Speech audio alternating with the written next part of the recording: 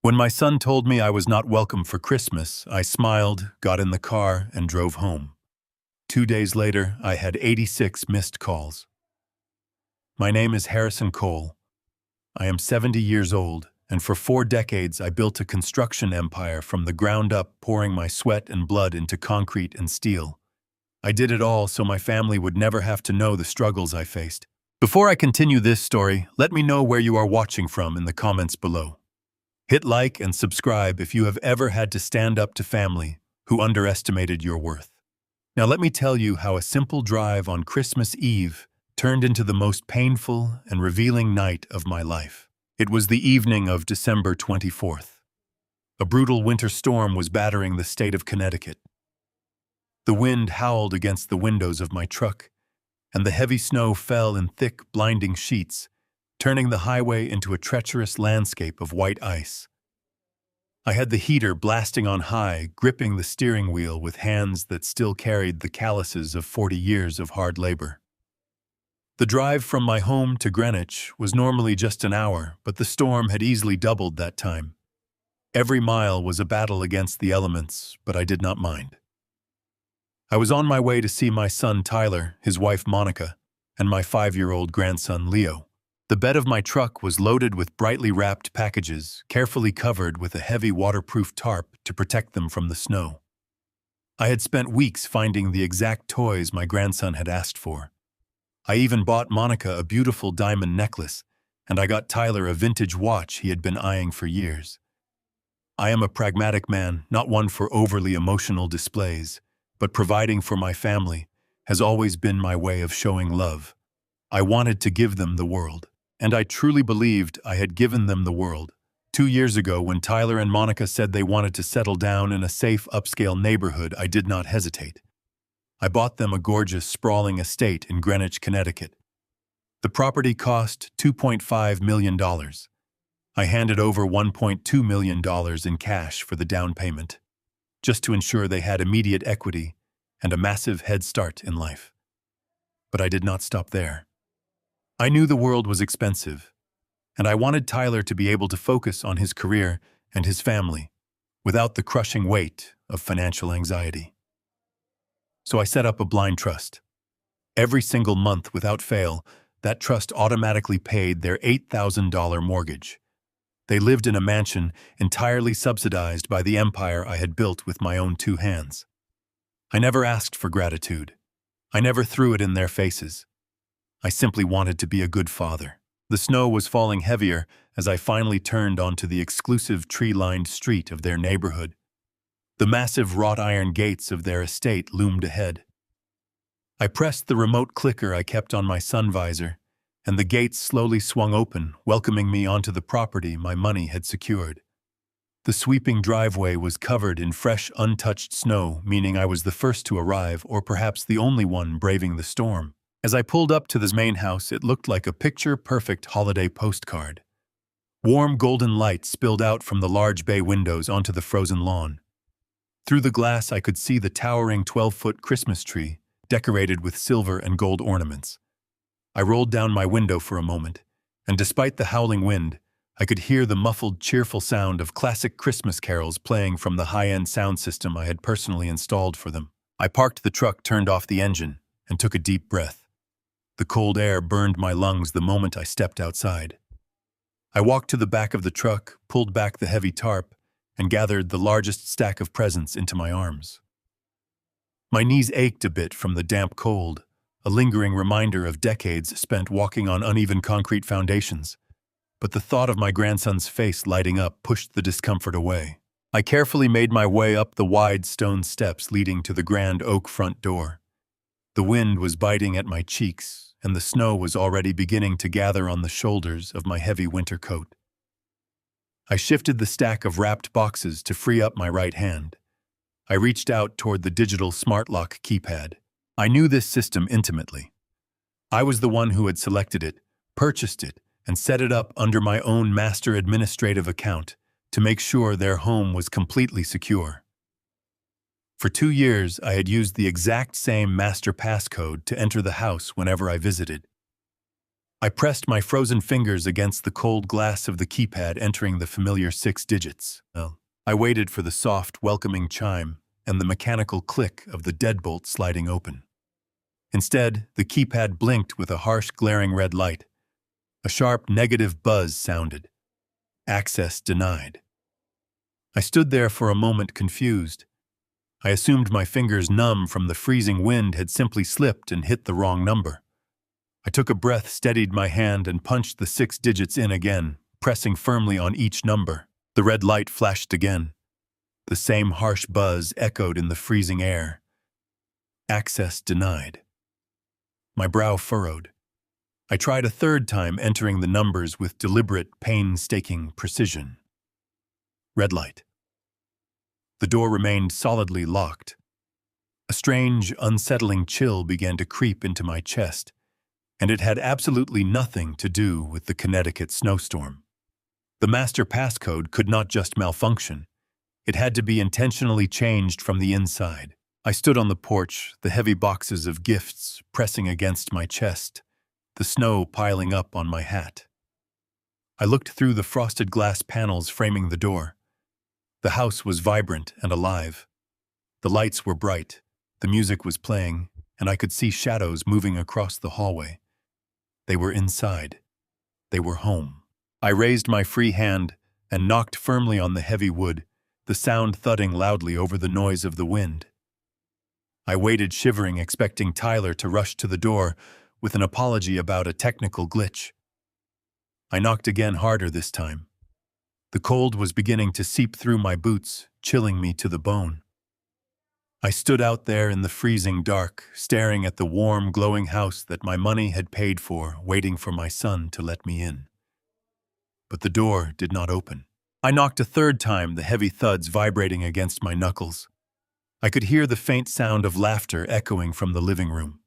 It was joyful, loud, and completely oblivious to my presence out in the bitter cold. I pressed my face closer to the side window, squinting through the frost. I could see into the grand foyer and the edge of the living area. There were people inside, people I did not immediately recognize. Then I saw them. Monica's parents, who had apparently flown in from Texas, were sitting comfortably by the roaring fireplace.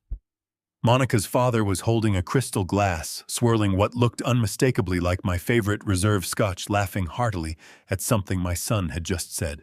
My grandson, little Leo, came running into the hallway, his face lit up with excitement, holding a toy airplane.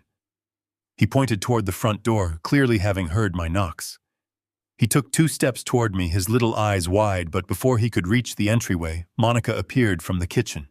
She grabbed him by the arm, not gently, but with a sudden, forceful yank, pulling him back out of sight and shaking her head. My heart hammered against my ribs. The realization washed over me like a bucket of ice water. This was not a broken lock. This was not a malfunctioning security system. My access code had been deliberately wiped from the system. They knew I was out here in the snow, standing on the porch of the house I bought for them, holding presents for my grandson. And they were intentionally ignoring me. I had spent my entire life building shelter, making sure my family was warm, protected, and secure. Yet here I was, locked out in a blizzard by the very people I had sacrificed everything for. The sheer audacity of it left me paralyzed for a fleeting second. I did not drop the gifts. I did not yell. I did not pound my fists against the glass in a fit of rage. That is not who I am. I stepped back from the door, the wind whipping the snow around my face. I looked up at the massive structure, the beautiful roofline, the elegant windows. I took a deep, steadying breath, letting the freezing air fill my lungs, clearing my mind of the initial shock. The sadness that briefly touched my heart was instantly swallowed by a cold, calculating resolve. If this was how my son wanted to play the game, he was about to learn a very hard lesson about the man who taught him how to play. I stood silently on the frost-covered porch, the heavy boxes of wrapped gifts pressing against my chest, the biting Connecticut wind tearing through my winter coat. For a long moment, the only sound was the relentless howling of the blizzard sweeping across the manicured lawns. Then the heavy brass handle of the grand oak door finally turned. The door did not swing wide to welcome a father who had just driven 2 hours through a treacherous storm. It cracked open just enough for a single person to slide through. Tyler slipped out onto the freezing porch. He was wearing a finely tailored cashmere sweater I had bought him for his birthday, holding a half-empty crystal glass in his right hand. Before I could even speak a word of greeting, he pulled the heavy door firmly shut behind him, leaning his back against the solid wood. The metallic click of the latch echoing in the freezing air felt louder than the roaring wind. He certainly did not offer a hug. He did not reach out to help me with the towering stack of gifts struggling in my arms. He just stood there, shifting his weight from one foot to the other, looking anywhere but directly into my eyes. The warm golden light from the foyer window illuminated his face, revealing a tense, deeply irritated expression. He looked at me not as a father who had braved a blizzard to see his family, but as an unexpected delivery driver who had rudely interrupted his private evening. I stood perfectly still and patiently waited for him to speak. I genuinely wanted to give him the chance to explain the changed passcode, to apologize for the delay, to act like a respectful son. But his jaw tightened, and he took a slow sip of his drink. "What are you doing here, Dad?" His voice was entirely flat, devoid of any warmth, joy, or surprise. I shifted the boxes slightly, ignoring the growing ache in my shoulders. "It is Christmas Eve, Tyler. I brought the gifts for Leo, and for you and Monica. The storm slowed me down terribly, but I wanted to make sure they were under the tree for the morning." Tyler let out a short, highly frustrated sigh. He rubbed the bridge of his nose, acting as if my very presence was an unbearable, exhausting burden. "You should have called first. You cannot just show up unannounced like this." I stared at him, letting the absurd words hang in the freezing air.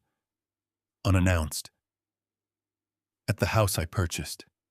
The house whose massive mortgage I paid every single month without fail.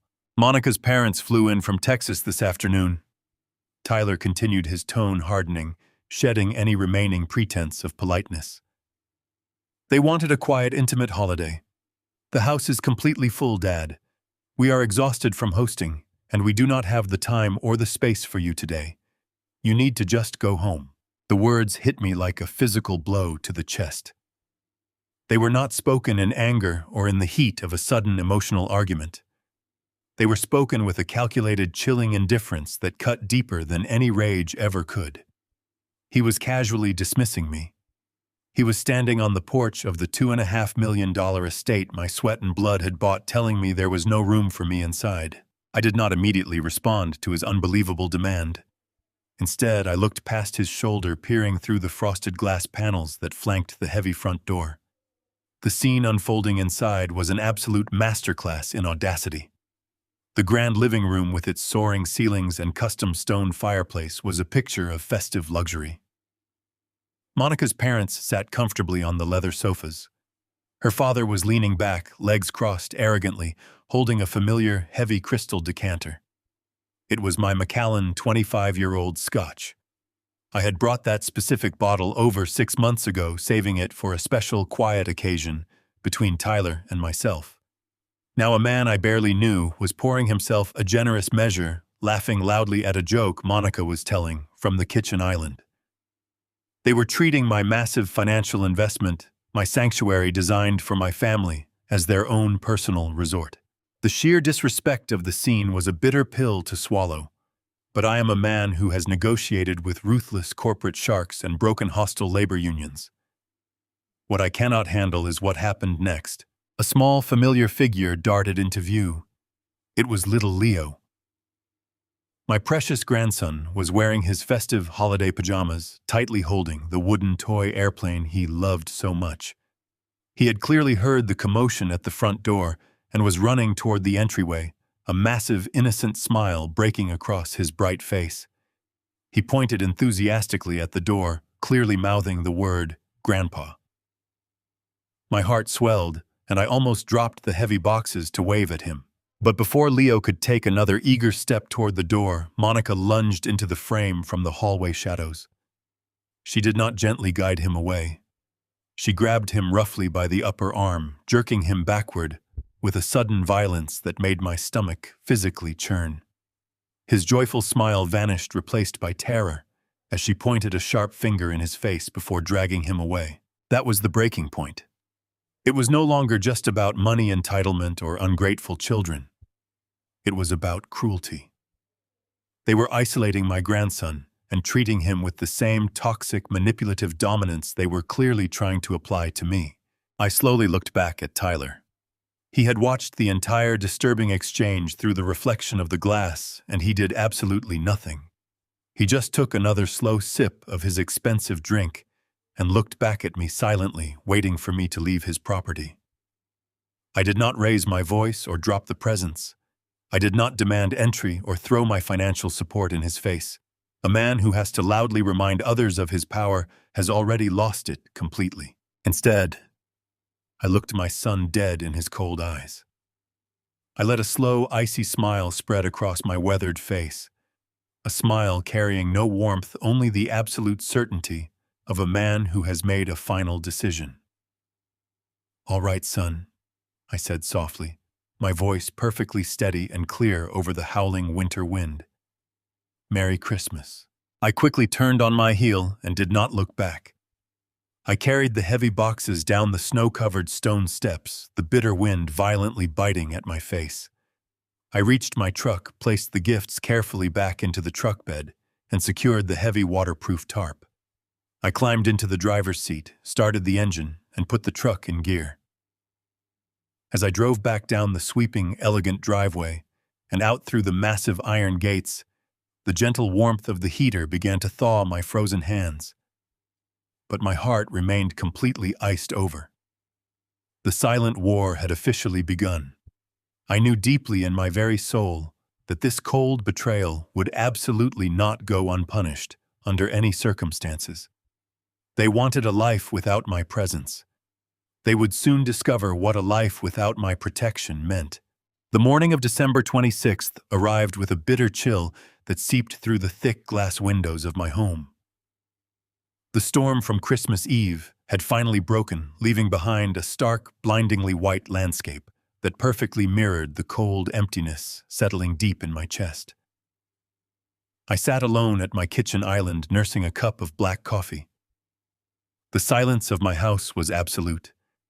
There were no children running down the halls, no rustling of wrapping paper, no festive music playing in the background, just the low hum of the refrigerator and the steady ticking of the grandfather clock in the hallway. I had spent Christmas Day completely isolated, watching the snow slowly bury the front driveway. My mind relentlessly replayed the image of my grandson being violently yanked away from the front door. I did not wallow in self-pity. I am not built for that. Instead, I sat in my study surrounded by the blueprints and contracts of my past, quietly waiting for the inevitable move my son would make. I knew Tyler. I knew that his guilt, or more accurately, his profound fear of consequence, would eventually force him to reach out. The phone rang at exactly 9 in the morning. I looked at the caller identification flashing on the bright screen. It was Tyler. I let it ring 3 times, taking a slow, measured breath to ensure my voice would carry the clear, exact tone I needed it to project. I picked up the receiver and answered with a calm, steady greeting. "Dad, listen. I am so incredibly sorry about the other night." Tyler spoke the moment the line connected. His voice came through the speaker, rushing and slightly breathless. Monica was just entirely stressed out about hosting her parents. You know how she gets when things do not go perfectly according to her plans. She was on edge, the house was chaotic, and we were just overwhelmed. It was an awful mistake to turn you away. I listened to the frantic cadence of his words, my eyes tracking the frost slowly melting on the window pane. I did not interrupt him at all. I let him fill the heavy silence with his desperate justifications. "We should have let you in," he continued, his tone pitching higher, attempting to convey a sense of genuine regret. "The house was just completely full, Dad. We did not have the time or space to give you the attention you deserve on Christmas Eve. But we want to make it right. We will bring little Leo over to your place next weekend so he can open his gifts. Let us just put this ugly misunderstanding behind us." I closed my eyes for a fraction of a second, absorbing every single nuance of his delivery. If I were just an ordinary blindly trusting father, I might have accepted his apology at face value. I might have felt a wave of relief that my son was reaching out to mend the bridge he had carelessly burned. But I am not an ordinary man. I survived 40 years in the brutal cutthroat world of commercial construction. I have dealt with corrupt union bosses, desperate developers, and corner-cutting contractors who would smile broadly in your face while actively stealing the copper wiring from your job site. You learn how to read men. You learn how to hear the subtle tremors of deception, the desperate overcompensation of a lie, the hollow echoing ring of a completely fabricated excuse. Tyler did not sound like a son who was just deeply ashamed of breaking the heart of his father on Christmas Eve. He sounded rehearsed. The apology was perfectly structured, memorized, and delivered with the anxious speed of a panicked man trying to quickly patch a leaking pipe before the entire structural dam bursts. There was a desperate urgency beneath his words, a pressing need to secure my forgiveness and wrap the entire incident up in a neat, tidy bow. "I understand, Tyler," I said, allowing a soft, warm chuckle to escape my lips. My voice was the absolute picture of paternal understanding and unconditional grace. The holidays can be incredibly stressful for a young family. Hosting in-laws is never an easy task. I know Monica wants everything to be absolutely perfect for her dear parents. "Do not worry about it, son. Truly. I am not upset." I could physically hear the massive trembling sigh of relief rush out of his lungs on the other end of the line. The crushing tension in his voice evaporated instantly, immediately replaced by a sickeningly cheerful, arrogant confidence. "Thank you, Dad," he said eagerly. "I knew you would understand. You are always so reasonable. We will see you next Saturday, then. We can have a nice, quiet lunch, just the family." "That sounds wonderful," I replied, my tone remaining perfectly smooth and completely unbothered. "Give little Leo a big hug for me. I will have his presents waiting right here by the tree." We exchanged brief, overly pleasant goodbyes, and I placed the phone gently back onto the receiver. The exact moment the line clicked dead, the warm, forgiving smile vanished entirely from my face. My jaw clenched so tightly my teeth began to throb. The pathetic charade was officially over. I walked slowly into my home office and stood staring at the blank wall, my mind analyzing the conversation with cold, surgical precision. Tyler had bought my act completely. He believed I was the clueless, desperate old man who would simply swallow the disrespect and eagerly move on without a second thought. But his overwhelming relief was his fatal mistake. It confirmed everything my survival instincts were loudly screaming at me. When someone is truly sorry for hurting you, they linger on the apology. They offer to come over immediately. They want to see your face, look into your eyes, and genuinely make amends. Tyler did absolutely none of that. He aggressively wanted to delay our meeting for an entire week. He wanted to keep me entirely away from his house. He needed to firmly control the environment and the timeline. The narrative he tried to boldly feed me was a plausible lie, carefully constructed to sound perfectly reasonable. A highly stressed wife, a crowded house, a chaotic holiday evening.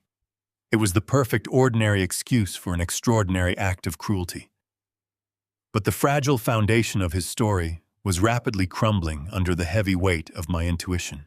I paced across the thick carpet of my study, slowly piecing together the fragmented clues. Monica violently pulling little Leo away from the door. Tyler stepping quickly outside and pulling the heavy oak door completely shut behind him, ensuring I could not see clearly inside. The absolute refusal to let me cross the threshold, even for 5 short minutes, to quickly drop off a few wrapped boxes for my own innocent grandson. It was not about Monica being overwhelmed. It was not about her parents visiting from Texas. The locked door was not a product of poor timing or holiday stress. It was a barricade. They were hiding something. The silent war had escalated into a serious battle. The massive house I had generously purchased for them, the beautiful estate I was funding every single month, was concealing a dark secret they could not afford for me to ever discover. If I had boldly walked into that grand foyer, I would have seen something that would have permanently shattered their carefully curated illusion. My mind raced rapidly through the terrible possibilities. Were they actively destroying the property? Were there strangers living there who should not be? The puzzle pieces were completely scattered, but the terrifying picture they formed was incredibly dark and deeply unsettling. My gut twisted forcefully with a sickening certainty. The vile disrespect on the porch was merely a minor symptom of a much larger, deadlier disease currently infecting my family. I had given them absolutely everything, constantly shielding them from the harsh realities of the world, and in direct return, they were treating me exactly like a dangerous threat to be managed and permanently neutralized. I sat down slowly at my heavy mahogany desk, resting my large hands flat against the polished wood. I needed firm facts. I needed hard, irrefutable evidence. I could not simply rely on strong intuition alone to ruthlessly tear down my own son. If they were hiding something significant, there would undoubtedly be a paper trail. There is always a paper trail.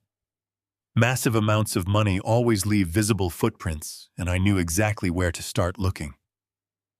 I reached forward for my laptop, securely opening the encrypted browser, carefully preparing to deeply dig into the blind trust that silently paid for the very roof over their deceptive heads. The peaceful time for blind paternal trust was officially over forever. I was going to systematically uncover the cold truth piece by terrible piece, and I was going to skillfully use their own blinding arrogance to completely and utterly destroy them. The heavy mahogany desk felt cold beneath my palms as I opened the sleek silver laptop. The screen flickered to life, casting a pale, clinical glow across the darkened study. Outside the frosted windows, the Connecticut snowstorm had surrendered to a bleak morning, but inside my chest, the storm was just beginning. I had spent my entire adult life building structures meant to last for generations. I understood the absolute necessity of a solid foundation. My family was my greatest achievement, the empire I had built with endless sacrifice. Yet the foundation of my relationship with my son was currently showing massive, terrifying cracks. I needed to see exactly how deep the rot went. I navigated to the highly secure banking portal for my primary financial institution. My fingers flew across the keyboard, typing the complex alphanumeric passwords and passing the authentication protocols with practiced ease. The screen loaded, displaying the dashboard of my extensive financial portfolio. I bypassed my personal checking accounts, my corporate holdings, and my retirement funds, clicking directly into the section labeled for the blind trust. This was the specific account I had established 2 years ago for one singular purpose. It was designed to automatically pay the $8,000 monthly mortgage on the massive Greenwich estate I had purchased for Tyler and Monica. I set it up so they would never worry about losing their roof, ensuring my grandson would always have a secure home. The dashboard for the trust materialized on the screen. I immediately clicked on the Transaction History tab, filtering the results for the current month of December. I expected to see the standard automated deduction processed on the first of the month, followed by the reassuring confirmation code from the mortgage lender. Instead, my eyes locked onto a glaring bright red line of text. The word bolded and capitalized read "Rejected." The December mortgage payment had bounced. I leaned closer to the glowing screen, my heart pounding, a steady, heavy rhythm against my ribs. This was impossible. The trust account was heavily funded, specifically structured to ensure a rejected payment could never naturally occur. I clicked on the red text opening the detailed transaction ledger to find the root cause of the catastrophic failure. The funds were available. The automated trigger had fired exactly on schedule. The payment had been sent. But it had not gone to the mortgage lender. I scanned the digital receipt, my eyes tracing the long string of numbers identifying the receiving institution. I knew the mortgage lender routing number by heart.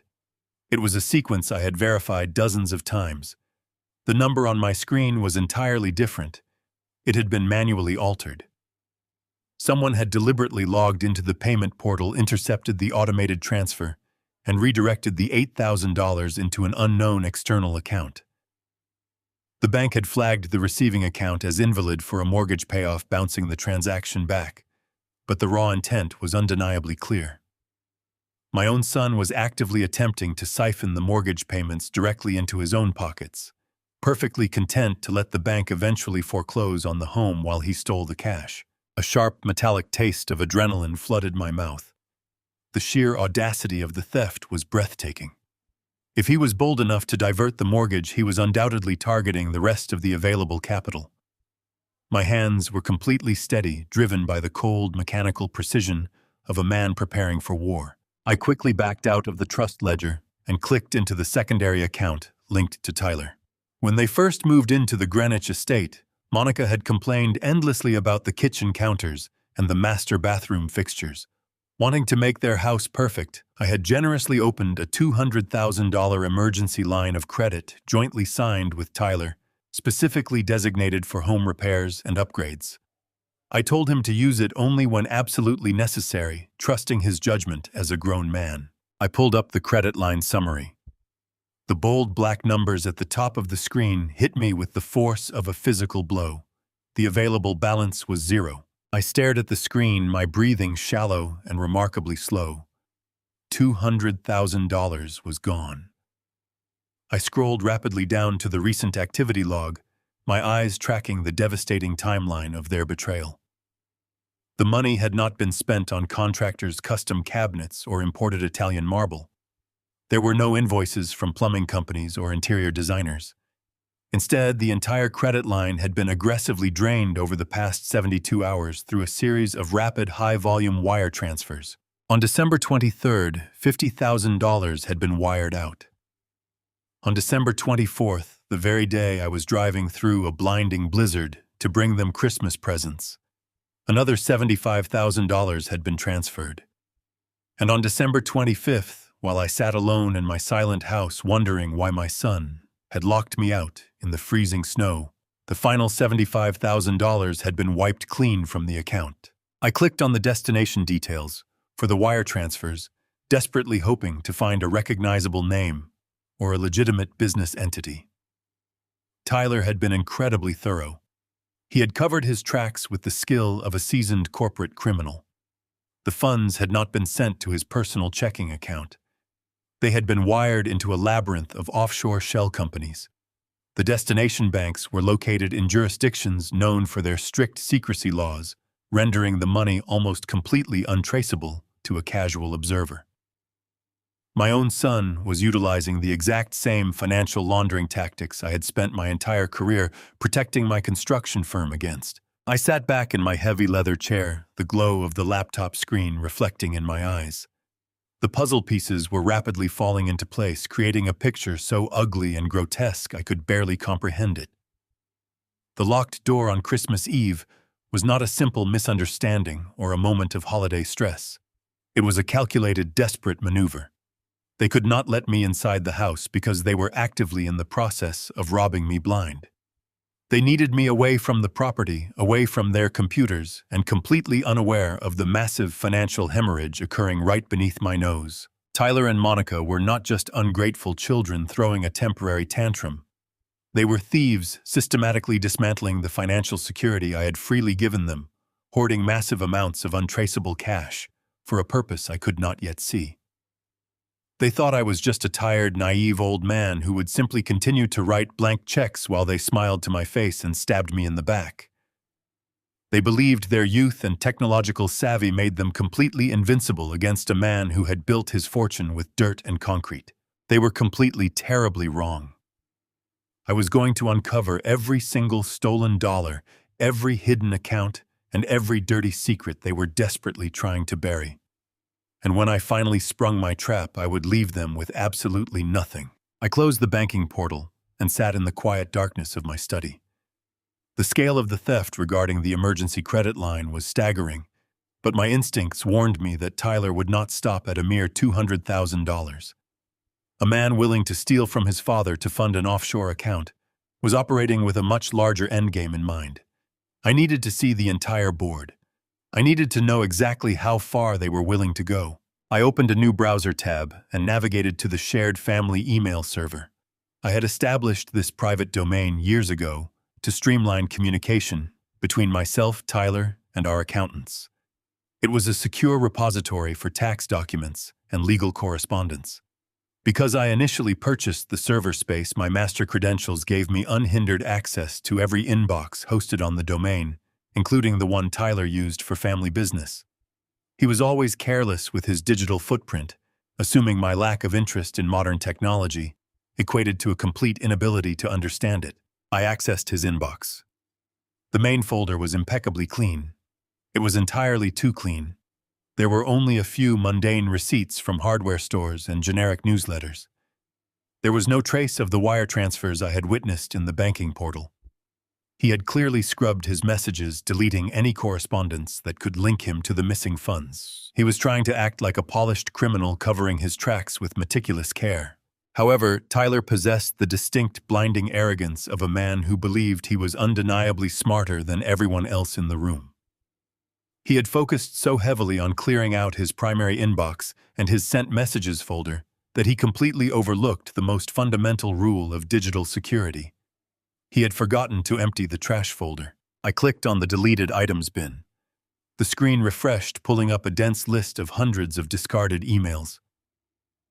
My eyes scanned the screen, sorting through the digital refuse of their daily lives. There were shipping confirmations from luxury retailers and canceled dinner reservations. But as I scrolled further down the page, a specific subject line jumped out at me and made my blood run entirely cold. The email was from a senior broker at the life insurance firm I had utilized for over 2 decades. The subject line read, "Confirmation of beneficiary update and policy transfer documents." My hands hovered over the keyboard for a long, agonizing moment before I clicked on the message. The email expanded, revealing a detailed chain of correspondence between Tyler and the insurance broker. I read the text slowly, forcing my mind to absorb the horrific reality of the words glowing on the screen. 5 years ago, I sat down with my financial advisors to thoroughly restructure my estate. My primary concern was the long-term security of my young grandson, Leo. To ensure he would never have to worry about the crushing costs of higher education, I established a robust $5 million life insurance policy. The structure was ironclad. Upon my passing, the entire $5 million payout was legally mandated to flow directly into a heavily guarded trust fund dedicated to Leo. Tyler and Monica were designated as secondary beneficiaries, meaning they would only receive funds if the primary trust could not be fulfilled. It was a fail-safe designed to protect an innocent child. The email sitting in the digital trash bin detailed a complete and total dismantling of that protective fail-safe. The broker was formally confirming the receipt of a heavily modified change of beneficiary request form. According to the attached document, Tyler had submitted official paperwork instructing the firm to completely remove the protective trust for Leo from the policy. In its place, the document designated his wife, Monica, as the sole primary beneficiary of the entire $5 million payout. I downloaded the attached file and zoomed in on the final page. There, at the bottom of the form, rested my signature. It was a breathtakingly accurate forgery. Tyler had perfectly replicated the sweeping strokes I had used to sign construction contracts over my career. He had likely used a digital rendering program to lift my signature from a previous document and apply it to this request. Furthermore, the document was stamped and sealed by a notary public located in a neighboring county, someone Tyler had clearly bribed into validating the falsified paperwork without my physical presence. I sat perfectly still, staring at the forged signature on the bright screen. The sheer terrifying magnitude of their scheme crashed over me like a suffocating tidal wave. This was not a simple matter of ungrateful children behaving badly. This was not a case of a son making a foolish, impulsive financial mistake out of temporary greed. This was a systematic, highly calculated financial wipeout. Tyler and Monica were actively stripping away every layer of security I had built over my lifetime. They were draining credit lines, hijacking mortgage payments, and now they were illegally repositioning a $5 million life insurance policy to ensure they would receive a massive windfall, the absolute second my heart stopped beating. They had entirely removed their own son from the protective trust just to guarantee their immediate access to the cash. The cruelty required to steal from your own child is a darkness I could barely comprehend. They were treating me not as a father, not as the man who had provided absolutely everything for them, but as a decaying, breathing bank account, whose only remaining value was the death benefit attached to my name. They were patiently waiting for me to die, and they were actively making sure they would profit immensely when I did. I closed the laptop, firmly plunging my study back into heavy shadows. The deep silence of the large house felt entirely different now. It was no longer a lonely, empty silence. It was the calm, deadly quiet before a massive storm. The sorrow and disbelief that had initially gripped my heart on that freezing porch on Christmas Eve evaporated, completely burned away by a cold, searing wrath. They had fundamentally and foolishly underestimated the man they were actually dealing with. I had spent my entire adult life breaking solid bedrock, moving mountains of earth, and building towering structures that could withstand hurricanes. I knew exactly how to dismantle a foundation, how to locate the weakest load-bearing pillar, and how to bring an entire structure crashing down into nothing but absolute dust. My son and his wife believed they had constructed a flawless, impenetrable scheme. They thought they had successfully outsmarted a clueless, generous old man. But they had carelessly left their blueprints scattered across the table, and they had absolutely no idea that I was already reviewing every single line. I was not going to yell, and I was not going to throw a pointless emotional tantrum. I was going to quietly, methodically destroy their entire operation. I was going to reclaim every single asset, secure my grandson's future, and ensure that Tyler and Monica would face the absolute crushing consequences of their unchecked greed. The sun rose on the morning of December 26th, casting a pale and freezing light across my study. I had not slept a single minute. The glowing screen of my laptop had been my only companion through the dark hours, as I meticulously cataloged every piece of evidence I had uncovered. I printed out the altered bank routing numbers, the zeroed-out credit line statements, and the forged life insurance beneficiary forms. I placed them into a thick leather briefcase with a quiet mechanical precision. There was no room left in my heart for sorrow or parental grief. Those emotions had been entirely burned away, replaced by a cold and unforgiving resolve. I showered, dressed in my sharpest tailored suit, and walked out into the freezing winter morning. I did not call my usual family attorney. The man who handled my standard wills and corporate contracts was a gentle, diplomatic soul who always sought peaceful mediation. This situation did not require mediation. It required a predator. I drove directly into the heart of the financial district and parked beneath a towering glass skyscraper. I took the private elevator up to the penthouse suite, stepping into the immaculate, marble-floored reception area of Reed & Associates. I was there to see Vincent Reed. Vincent was not a family lawyer. He was a high-end financial litigator, a ruthless legal shark who specialized in dismantling corporate fraud, asset recovery, and white-collar criminal defense. We had crossed paths a decade ago during a vicious land dispute with a corrupt commercial developer. I had watched Vincent utterly destroy the opposing counsel in court, without raising his voice a single decibel. He was exactly the kind of wolf I needed to summon. Vincent was waiting for me in his massive corner office. He was a sharply dressed man in his late 50s with cold, calculating eyes and a demeanor that radiated absolute authority. We skipped the pleasantries. He poured 2 cups of black coffee, sat behind his imposing mahogany desk, and folded his hands. I opened my leather briefcase and laid the printed documents out across the polished wood. I spoke for 20 uninterrupted minutes, laying out the timeline of events. I detailed the locked door on Christmas Eve, the bounced mortgage payment, the completely drained $200,000 credit line, and the forged signature on the $5 million life insurance policy. Vincent listened in absolute silence.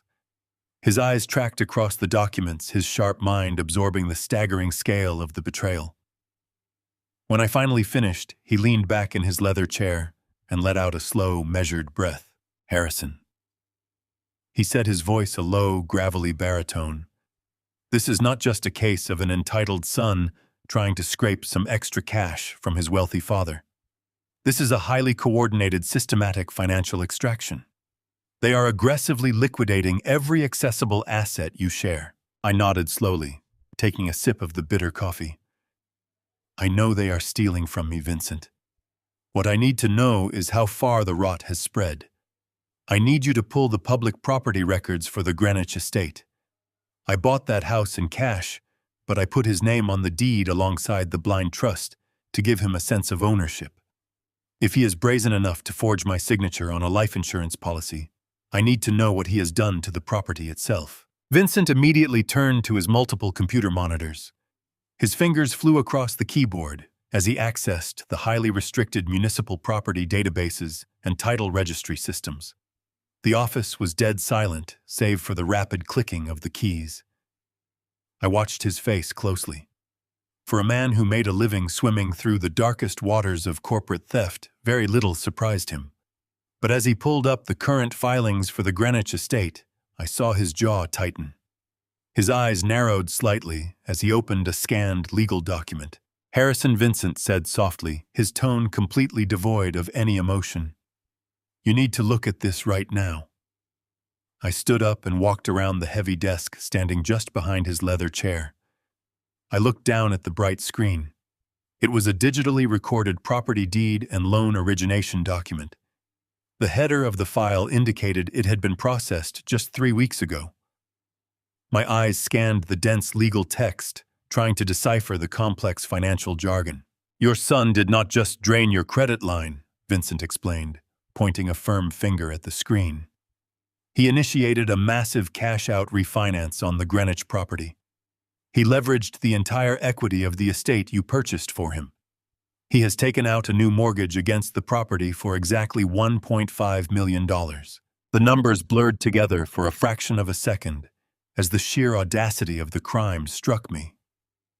$1.5 million. He was literally stealing the bedrock equity I had built to secure my grandson a safe future. How is that legally possible? I asked, my voice dangerously quiet. The blind trust holds the primary stake in the deed. A refinance of that magnitude would absolutely require my direct notarized signature. The bank would never approve the disbursement of those funds without my explicit consent. Vincent clicked to the next page of the digital file. He pulled up a scanned document covered in official state seals and notary stamps. He did not get your consent, Harrison. He got this. I stared at the screen. It was a comprehensive, legally binding general power of attorney. It granted Tyler sweeping, unrestricted authority to manage, sell, mortgage, and liquidate any and all real estate assets bearing my name. And at the bottom of the last page, resting right next to a fraudulent notary seal, was my signature. It was an absolutely perfect forgery, identical to the one he had used on the life insurance paperwork. He had manufactured a fake legal document to grant himself total control over my property. The funds have not been completely disbursed yet. Vincent continued pulling up the escrow timeline. The massive cash transfer is currently sitting in a holding account.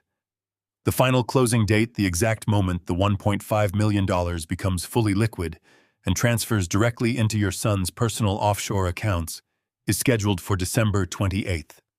That is exactly 2 days from now. I stepped back from the desk, the air in the office suddenly feeling incredibly thin. Everything clicked into place with a terrifying crystal-clear logic. The locked door, the drained credit line, the altered life insurance policy. Tyler and Monica were not just angry or stressed. They were executing the final stages of a massive heist. They needed to keep me completely in the dark until the 28th of December. Once that $1.5 million cleared escrow, they would have enough stolen cash to vanish completely, leaving me holding a massive fraudulent mortgage on a property they had entirely stripped of its value. They were stealing my entire life. We will stop this. We will stop this. The words hung in the air of the office of Vincent Reed, a solemn vow sealed by the heavy silence that followed. I thanked him for his rapid, brutal efficiency and walked out of the glass skyscraper into the biting Chicago wind. The financial documents carefully secured inside my leather briefcase told a horrifying story of theft and deception, but any defense attorney worth their retainer could attempt to spin those papers. They could argue misunderstandings, verbal agreements, or implied consent. I knew the truth, and Vincent knew the truth, but the legal system requires absolute, undeniable proof of malicious intent. I needed to hear them confess. I needed to capture their vile planning straight from their own treacherous mouths. To do that, I needed to completely vanish from their radar. If Tyler was monitoring my usual bank accounts or tracking the GPS signal on my primary vehicle, I had to sever the connection immediately. I drove to a massive, crowded parking garage at the edge of the city, parked my primary vehicle in a shadowed corner, and walked 3 blocks to a busy transit station. I took a commuter train out to the distant, sprawling suburbs, deliberately blurring my geographic footprint. 2 hours later, I stood at the peeling reception desk of a roadside motel that had likely not seen a renovation since the late 1980s. I paid for a 3-night stay using crisp $100 bills drawn from an emergency cash reserve I always carried. I used a fake name and offered no identification. The sullen clerk behind the thick plexiglass did not care enough to ask any questions. I walked down the exterior corridor, the freezing wind whipping at my coat, and unlocked the door to room number 42. The room was incredibly grim. The air smelled faintly of stale smoke and harsh industrial cleaning chemicals. The carpet was a faded, heavily stained brown, and the only illumination came from a flickering fluorescent bulb positioned directly over a cheap laminate desk. It was a stark, jarring contrast to the sweeping luxury of my own home and the multi-million-dollar estate my son was currently attempting to steal. But this dingy, forgotten room was absolutely perfect for my needs. It was completely untraceable. I sat down on the creaking wooden chair, opened my laptop, and connected to the unsecured, heavily encrypted wireless network I had routed through a virtual private network. I was entirely off the grid. I took a deep, steadying breath and stared at the glowing screen. Tyler and Monica were undeniably arrogant. They belonged to a generation that naturally assumed complete technological superiority over anyone older than 50. When I purchased the Greenwich estate for them, Monica had insisted on installing a state-of-the-art, highly integrated smart home system. She wanted to control the climate, the lighting, the security, and the entertainment from the convenience of her smartphone. I happily obliged, funding the entire $70,000 installation. Tyler had smugly taken charge of setting up the daily user accounts, proudly showing off his technical prowess. However, in their blind arrogance, they had completely forgotten a fundamental detail regarding the installation process. Because my corporation had directly paid the primary contractor, the master administrative license for the entire network was permanently registered under my oldest personal email address. It was a fail-safe protocol the installation company used for billing purposes, and Tyler had never even known it existed. He had spent the last 3 years confidently changing the user-level passwords, mistakenly believing he had absolute control over the digital domain. He had no idea that I held the keys to the kingdom. I navigated to the central web portal of the manufacturer. The login screen prompted me for credentials. I did not attempt to use the standard username Tyler had assigned me years ago. I knew he would have deleted that account the moment he decided to launch his massive financial strike. Instead, I clicked on the hidden administrative recovery link buried deep at the bottom of the page. I entered my master email address and the complex security phrases I had established during the initial purchase order.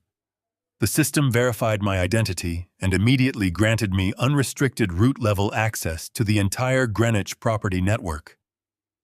The dashboard materialized on my screen, displaying the status of every single connected device in their home. My pulse quickened as I silently navigated through the intricate menus. I could see that Tyler had actively disabled the external security cameras facing the driveway, likely to prevent me from monitoring who was coming and going, but he had completely ignored the internal network. I located the high-definition security cameras seamlessly integrated into the living room entertainment center. I clicked the small toggle switch on my screen, remotely overriding his localized settings. The status icon turned from a dull gray to a bright, vibrant green. I did not stop there. The smart home system utilized highly sensitive omnidirectional microphones embedded in the kitchen ceiling, and the hallway speakers originally designed to accept voice commands for lighting and music. I carefully accessed the audio routing protocols. Bypassing the standard privacy blocks, I manually activated the continuous listening mode. The software immediately warned me that I was enabling persistent audio surveillance and administrative override usually reserved for emergency diagnostics. I confirmed the command without a single second of hesitation. I plugged a pair of cheap wired headphones into the audio jack of my laptop and pressed them firmly against my ears. I waited in the suffocating silence of the motel room, watching the loading indicator spin on the screen. Suddenly, the digital feed connected. The dark window on my monitor flared to life, transmitting a crystal-clear, high-definition video feed directly from their massive living room. The visual was incredibly sharp, illuminating the custom stone fireplace and the expensive leather furniture my money had purchased. A second later, the audio feed engaged. I heard the sharp, distinct clinking of glassware and the gentle rhythmic hum of the massive imported refrigerator humming in the kitchen. I was no longer just a betrayed father sitting in a miserable, freezing motel room on the outskirts of the city. I was a completely invisible ghost haunting my own house. I adjusted the volume dial, closing my eyes to focus on the crisp sound transmitting through the connection. The audio was so incredibly sensitive, I could hear the soft padding of footsteps moving across the hardwood floor. They were convinced they were safe inside their fortress, completely unaware that the walls were watching their every move. The vulnerability of their situation was almost poetic. Tyler had spent weeks meticulously planning his grand financial theft, yet he was completely exposed by the very luxury he felt entitled to possess. I took a slow, deep breath to steady my racing heart. I leaned closer to the glowing screen, my hands resting on the cheap laminate desk. I reached out and clicked the digital record button on the administrative dashboard. The red icon began flashing steadily on the screen. The final phase of their destruction was officially underway. The red recording icon blinked steadily in the top corner of my screen, a silent digital witness to the absolute treachery unfolding inside my own property. Through the encrypted feed, I watched Tyler and Monica move comfortably around the sprawling living room. Monica was lounging on the custom sectional sofa, idly scrolling through a tablet, while Tyler stood near the massive stone fireplace, casually swirling a glass of amber liquid. The high-definition camera captured every arrogant smirk, every relaxed shift of their posture. The omnidirectional microphones picked up the crackle of the gas logs and the soft rhythmic tapping of Monica's manicured nails against her screen. They were the absolute picture of domestic bliss, entirely unbothered by the fact that they were actively orchestrating the financial ruin of the man who had given them everything. I sat rigidly in my unstable wooden chair, the stale air of the motel room pressing heavily against my shoulders. I needed to ensure they remained exactly this comfortable. Tomorrow was the 27th of December. The fraudulent cash-out refinance was scheduled to close on the 28th. If Tyler felt even a slight tremor of suspicion, if he thought I was investigating the bounced mortgage payment or the drained credit line, he might panic. He could attempt to accelerate the wire transfers, flee the jurisdiction, or try to aggressively cover his tracks before I could freeze the assets. I needed him to drop his guard completely. I needed him to believe that he had thoroughly outsmarted me and that he had absolutely nothing to worry about for the foreseeable future. I pulled my smartphone from my coat pocket and placed it flat on the laminate desk next to my laptop. The screen illuminated the dim room. I opened my text message thread with Tyler. The last message was his fake, rehearsed apology from the morning of December 26th, promising to bring my grandson over next weekend. I stared at his words, feeling a cold, calculating calm wash over my mind. A hunter does not charge wildly into the brush.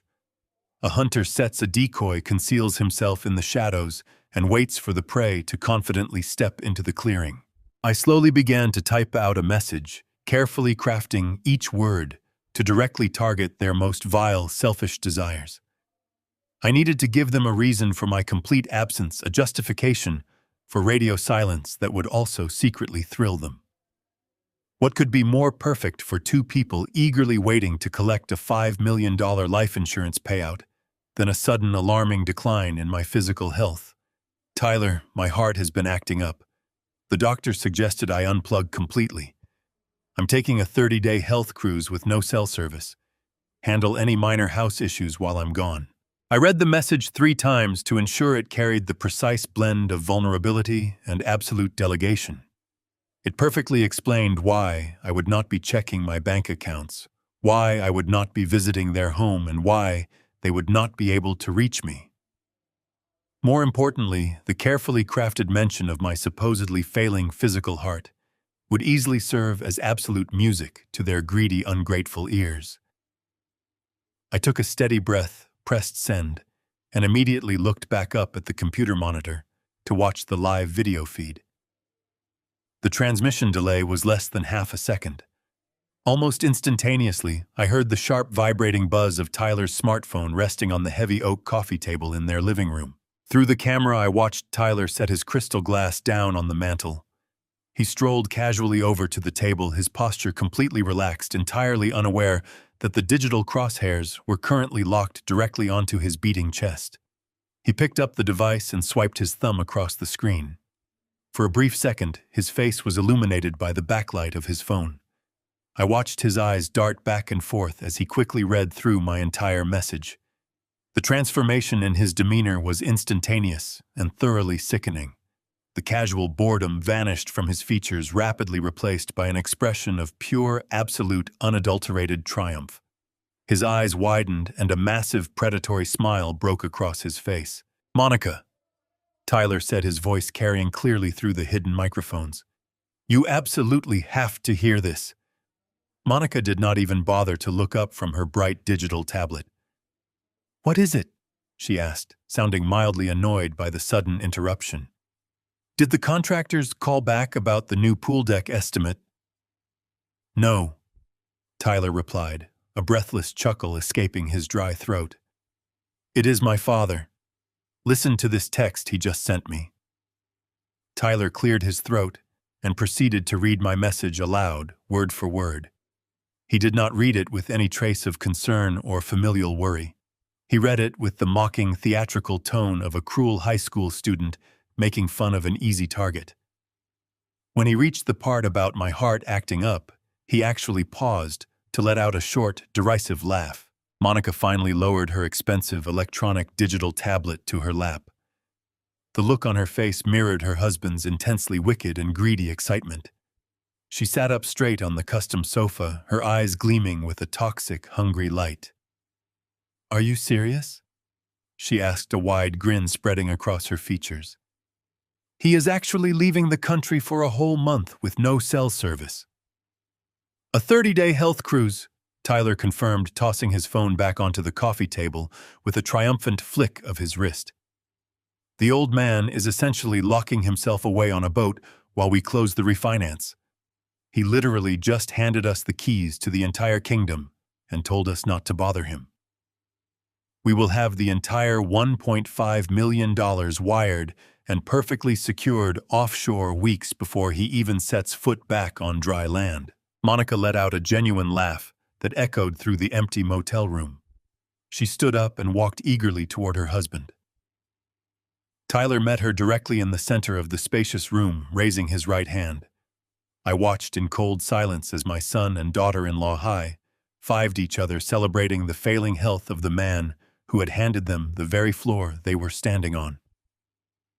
"This is absolutely perfect," Monica said, wrapping her arms tightly around his neck.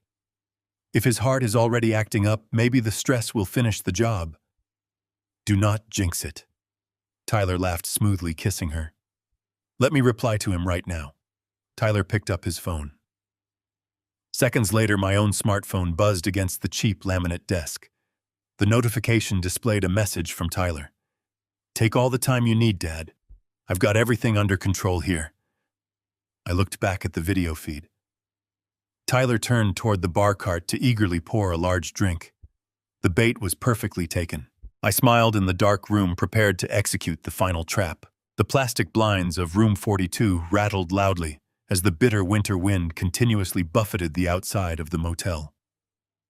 I did not shift my gaze from the glowing screen of the iPad resting on the laminate desk.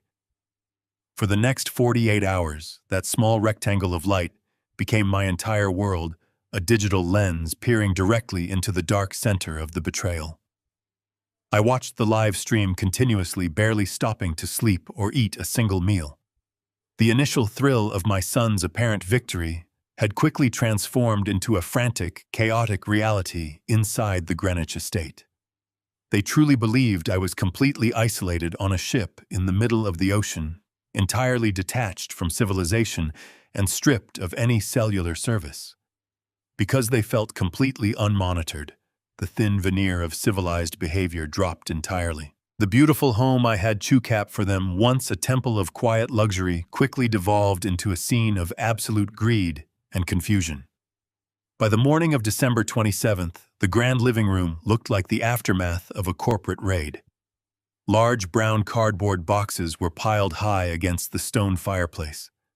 I watched through the high-definition security cameras as Monica moved through the rooms with a manic, unhinged energy.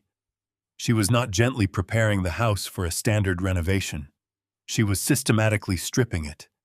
She dragged down the custom artwork from the wall's expensive pieces I had originally purchased to give their home elegance. She wrapped the canvases roughly in plastic, shoving them into deep crates without a shred of care. Tyler walked into the frame, his face pale and tight with an intense, palpable anxiety. The smug, arrogant confidence he had proudly displayed on the porch had completely vanished. He held a stack of legal documents, his fingers trembling as he flipped through the pages. The microphones capture the sharp, frantic tone of his voice as he called out to his wife. He demanded to know if she had secured the physical copies of the land title deeds and the original trust agreements. They were not planning a lunch with me for the next weekend. They were actively preparing to flee the country the absolute moment the $1.5 million cash-out refinance cleared escrow on December 28th. I sat perfectly still in the dim motel room, my fingers hovering over the screen of the iPad as I meticulously managed the recording software. Every single word they muttered, every panic-stricken exchange, and every rustle of the stolen paperwork was being automatically captured and routed to an external, heavily encrypted server. To ensure the absolute validity of the evidence, I kept a strict chronological log of every file.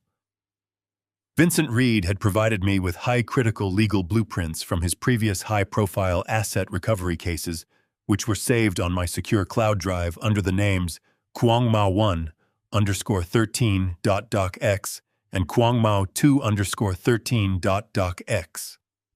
I utilized these files verbatim as my operational guides to format and categorize the massive influx of digital data. Following the precise structural guidelines established in Kwangmao1_13.docs.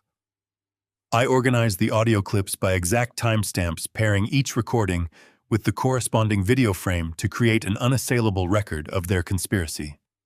The file Kwangmao1_13.docs detailed the evidentiary standards required to prove fraud, and my digital logs mirrored those parameters perfectly.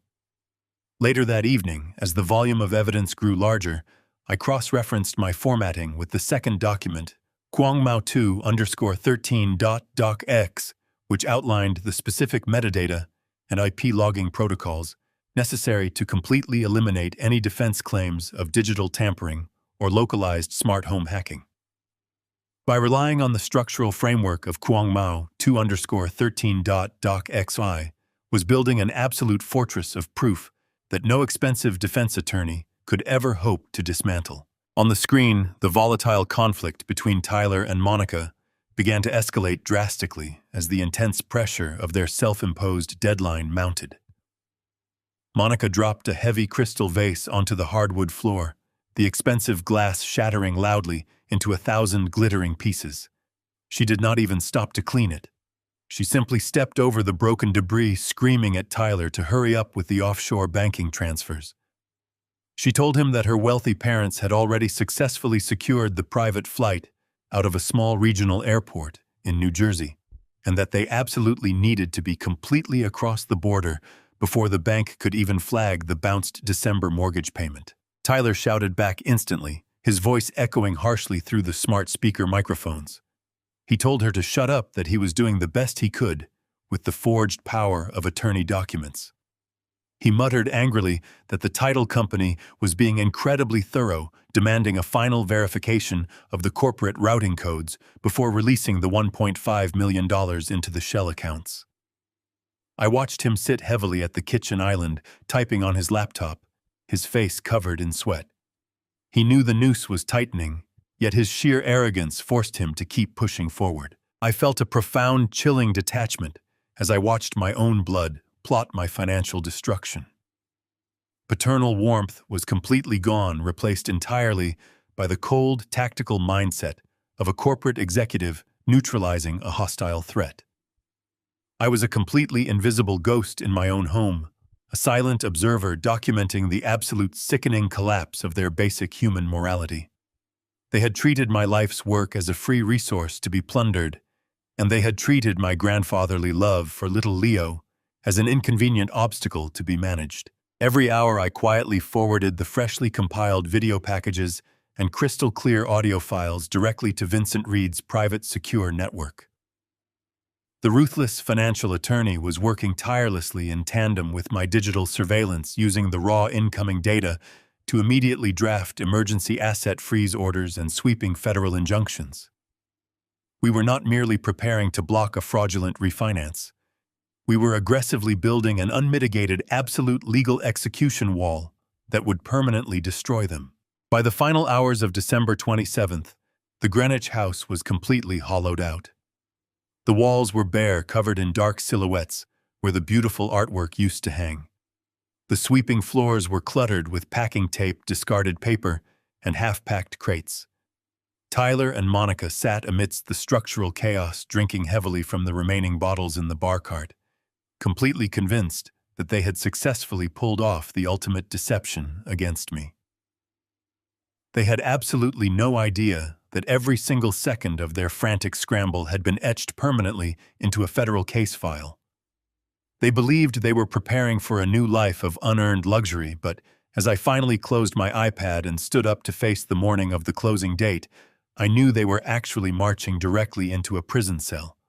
The trap was perfectly set, and the hammer was about to fall. Before the dawn broke on the morning of December 28th, I knew I needed to completely solidify the timeline of their conspiracy. The live feed had provided me with an overwhelming abundance of actionable intelligence, but there was still a missing piece to the puzzle. I needed to understand the exact atmosphere inside the house on the night they initiated their endgame. I sat back in the unstable wooden chair, stretching my stiff back, and navigated away from the live surveillance dashboard. I opened the encrypted storage drive where I had been methodically compiling the smart home data. I needed to go back to the beginning of the nightmare. I needed to review the archived audio from Christmas Eve, the exact night I was mercilessly locked out in the freezing snow. I scrolled down through the meticulously organized folders, my eyes scanning the digital timestamps until I found the specific file from the evening of December 24th. I adjusted the cheap wired headphones over my ears, taking a slow, measured breath. I double-clicked the audio file and closed my eyes, allowing the sounds of my own house to wash over me. The recording began with the ambient noise of a festive gathering. I could hear the crackle of the fireplace, the clinking of expensive crystal glasses, and the low, murmuring voices of Monica and her parents. Then the heavy chime of the front doorbell echoed loudly through the audio feed. It was me standing on the icy porch with my arms full of wrapped presents for my grandson. Through the sensitive ceiling microphones, I heard the sudden hush that fell over the living room. I heard the quick, frantic padding of footsteps as little Leo ran toward the foyer, excitedly yelling for his grandfather. Then came the sharp, harsh scolding from Monica as she violently intercepted him, dragging him away from the entryway. I listened to the heavy, muffled thud of the solid oak front door opening, followed by the faint, distant sound of my own voice attempting to explain my unexpected presence. I heard Tyler muttering his rehearsed apathetic excuses about a crowded house and holiday stress. Then the recording captured the heavy metallic click of the front door being firmly shut and locked from the inside. The audio feed picked up the sound of Tyler exhaling a massive, trembling breath as he leaned his back heavily against the wood. He walked slowly back into the grand living room. The festive music had been paused. The atmosphere in the room was dense and completely silent for several long seconds. I sat frozen in my dingy motel room, my hands clenched into tight fists on the laminate desk, bracing myself for the words that were about to follow. The audio files hit me like a massive freight train. It was not Tyler who spoke first.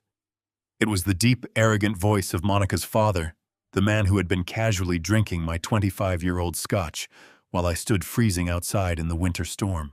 "Is the escape plan fully ready?" her father asked, his tone dropping into a serious conspiratorial whisper. "We cannot afford any unpredictable delays at this stage.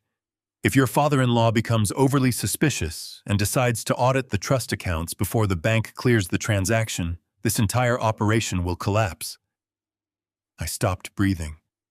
The sheer terrifying reality of his question anchored itself deep in my chest. Monica's parents were not merely passive, oblivious guests enjoying a quiet holiday retreat. They were active, willing participants in the grand theft of my equity. They had flown in from Texas specifically to help coordinate the massive financial extraction. They were fully aware that their daughter and son-in-law were actively robbing a man who had provided their family with a multi-million-dollar estate. A moment later, the microphones captured a sound that will forever haunt my nightmares. It was Monica laughing. It was not a nervous or hesitant chuckle. It was a loud, chilling, incredibly cruel laugh that echoed sharply against the custom stone fireplace. "Do not worry, Dad," Monica said, her voice dripping with a toxic, dismissive arrogance. Slamming the door in his face like that was admittedly risky, but we had absolutely no other choice. If that clueless old fool had walked even 3 steps into this foyer, he would have immediately seen the moving boxes stacked in the dining room. We could not let him inside under any circumstances. She paused, and I could hear the sound of liquid splashing into a glass. "Everything is perfectly on schedule," Monica continued, her voice radiating absolute wicked triumph. "Tyler forged the final power of attorney signatures last week. The title company approved the paperwork this morning. Once the $1.5 million hits our offshore account on the morning of the 28th, we are immediately flying straight to Zurich. We have the first-class tickets already booked and confirmed." Tyler chimed in, his voice filled with a sickening, cowardly pride. "Exactly. We just need to keep him completely distracted for 2 more days. By the time he realizes the emergency credit line is entirely drained and the life insurance policy has been permanently transferred, we will be completely untouchable in Europe." Monica laughed again, a harsh, dismissive sound that cut straight through my soul.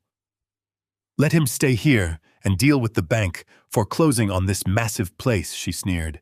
"He loves this stupid house so much, he can spend his remaining miserable years fighting the creditors for the scraps. We are taking the real equity and leaving him with the empty shell." I ripped the headphones from my ears, my hands shaking with an uncontrollable righteous fury. The sheer magnitude of their calculated malice was almost impossible to fully comprehend. They were not simply stealing my money. They were actively intending to destroy my financial reputation, saddle me with a massive fraudulent debt, and completely abandon me to face the legal fallout alone. The devastating confession recorded on that audio file was the final absolute proof I needed to completely annihilate them. It was a pristine, legally undeniable admission of their fraudulent intent, their flight risk, and their comprehensive conspiracy. I immediately attached the damning audio clip to a highly secure encrypted email and forwarded it directly to Vincent Reed. My message contained only a single, highly decisive sentence. "The prey has definitively confessed to absolutely everything. So strongly, prepare to finally spring the ultimate legal trap." I closed the heavy laptop screen and stood up slowly in the dim, silent motel room. The blinding rage that had initially consumed my weary mind quickly settled into a perfectly clear, absolute calm. The 28th of December had finally arrived. The very day my son and his deeply treacherous wife proudly believed they would successfully execute the perfect crime and rapidly fly away with my life savings. I packed my leather briefcase, stepped out of the dingy room, and walked quickly out to my waiting car. It was time to return to the beautiful Greenwich estate and personally deliver the crushing consequences of their profoundly unmitigated greed. I had my hand firmly on the cold brass doorknob of the motel room, ready to walk out into the freezing morning when the audio file playing in the background from my laptop captured another exchange. I paused. The conversation between Tyler and Monica's parents had not ended with the discussion of the refinance. There was a brief lull in the recording before Tyler spoke again. His voice was lower this time, lacking the boastful excitement from moments before. It was a hushed, calculated tone, the sound of a predator mapping out the final lethal strike against a wounded animal. I let go of the doorknob and walked back to the laminate desk. I put the headphones over my ears, staring blankly at the peeling wallpaper as the recording continued to unravel the darkest layers of my son's betrayal. "You did not tell them about the ultimate exit strategy," Tyler said to his wife. "The refinance is just the initial funding we need to get established overseas. The real prize is his retirement portfolio. He has over $5 million sitting in a diversified index fund, and I have figured out exactly how to access every single penny of it without triggering a criminal investigation." I heard Monica's mother gasp softly in the background. "How could you possibly touch his retirement accounts?" she asked, sounding more fascinated than horrified. "Those are locked down tight." Tyler let out a low, incredibly dark chuckle. "I paid Dr. Evans $10,000 in cash last week," he explained casually, as if he were discussing a minor business transaction. "Evans has been his primary care physician for 20 years. My dad trusts him completely." For $10,000, Evans was more than willing to write a highly detailed, officially falsified medical diagnosis, stating that my father is suffering from rapid-onset advanced dementia. The medical report claims he is completely unmoored from reality, prone to severe delusions, and entirely incapable of managing his own financial or personal affairs. The air in my motel room vanished. I gripped the edges of the desk so tightly my knuckles turned entirely white. Dr. Evans. A man I had golfed with, a man who had treated my late wife, a man I considered a trusted friend. He had sold my freedom, my sanity, and my legal autonomy for $10,000. As soon as we land in Zurich and secure our residency, Tyler continued, his voice dripping with venomous arrogance, my lawyer is going to immediately file that forged medical diagnosis in a Connecticut probate court. Because I am his only son, the court will automatically appoint me and Monica as his permanent legal guardians. We will have absolute, unrestricted legal authority over his entire life. We will seize the $5 million retirement fund to supposedly pay for his specialized medical care. But the beauty of the plan is that we will not spend a single dime of that money on him," Monica chimed in, her voice vibrating with cruel excitement. "We have already selected the facility," she bragged. "It is a completely underfunded state-run nursing home near the border. It is a miserable, depressing place where they lock the doors from the outside and practically drug the patients to keep them quiet. Once the court declares him legally incompetent, we are going to have him permanently committed. He will be trapped in a tiny room with absolutely no money, no legal rights, and no cellular phone to call for help. Even if he tries to scream that he is perfectly sane," Tyler added, laughing coldly. "The nurses will just look at his official medical chart, see the advanced dementia diagnosis, and give him another sedative. He will be a complete ghost. He will spend the rest of his pathetic life locked in a sterile hallway, entirely forgotten by the world, while we enjoy his millions in Europe. It is the perfect crime. There will be absolutely no investigation, because on paper, we are just loving children, protecting an incredibly sick, delusional old man from ruining his own finances." The audio file crackled softly as the horrific conversation shifted back to their flight logistics. I sat completely paralyzed in the dimly lit motel room. A profound, suffocating silence wrapped around me. My mind reeled desperately, trying to fully process the sheer, unadulterated evil of the plan that had just been casually outlined through my headphones. They were not merely satisfied with stealing my money, draining my credit lines, and hijacking my estate. They actively wanted to steal my humanity. They were enthusiastically condemning me to a living death, to be locked inside a crumbling state-run medical facility against my will, to be forcibly drugged into a stupor by apathetic nurses who firmly believed I was losing my mind.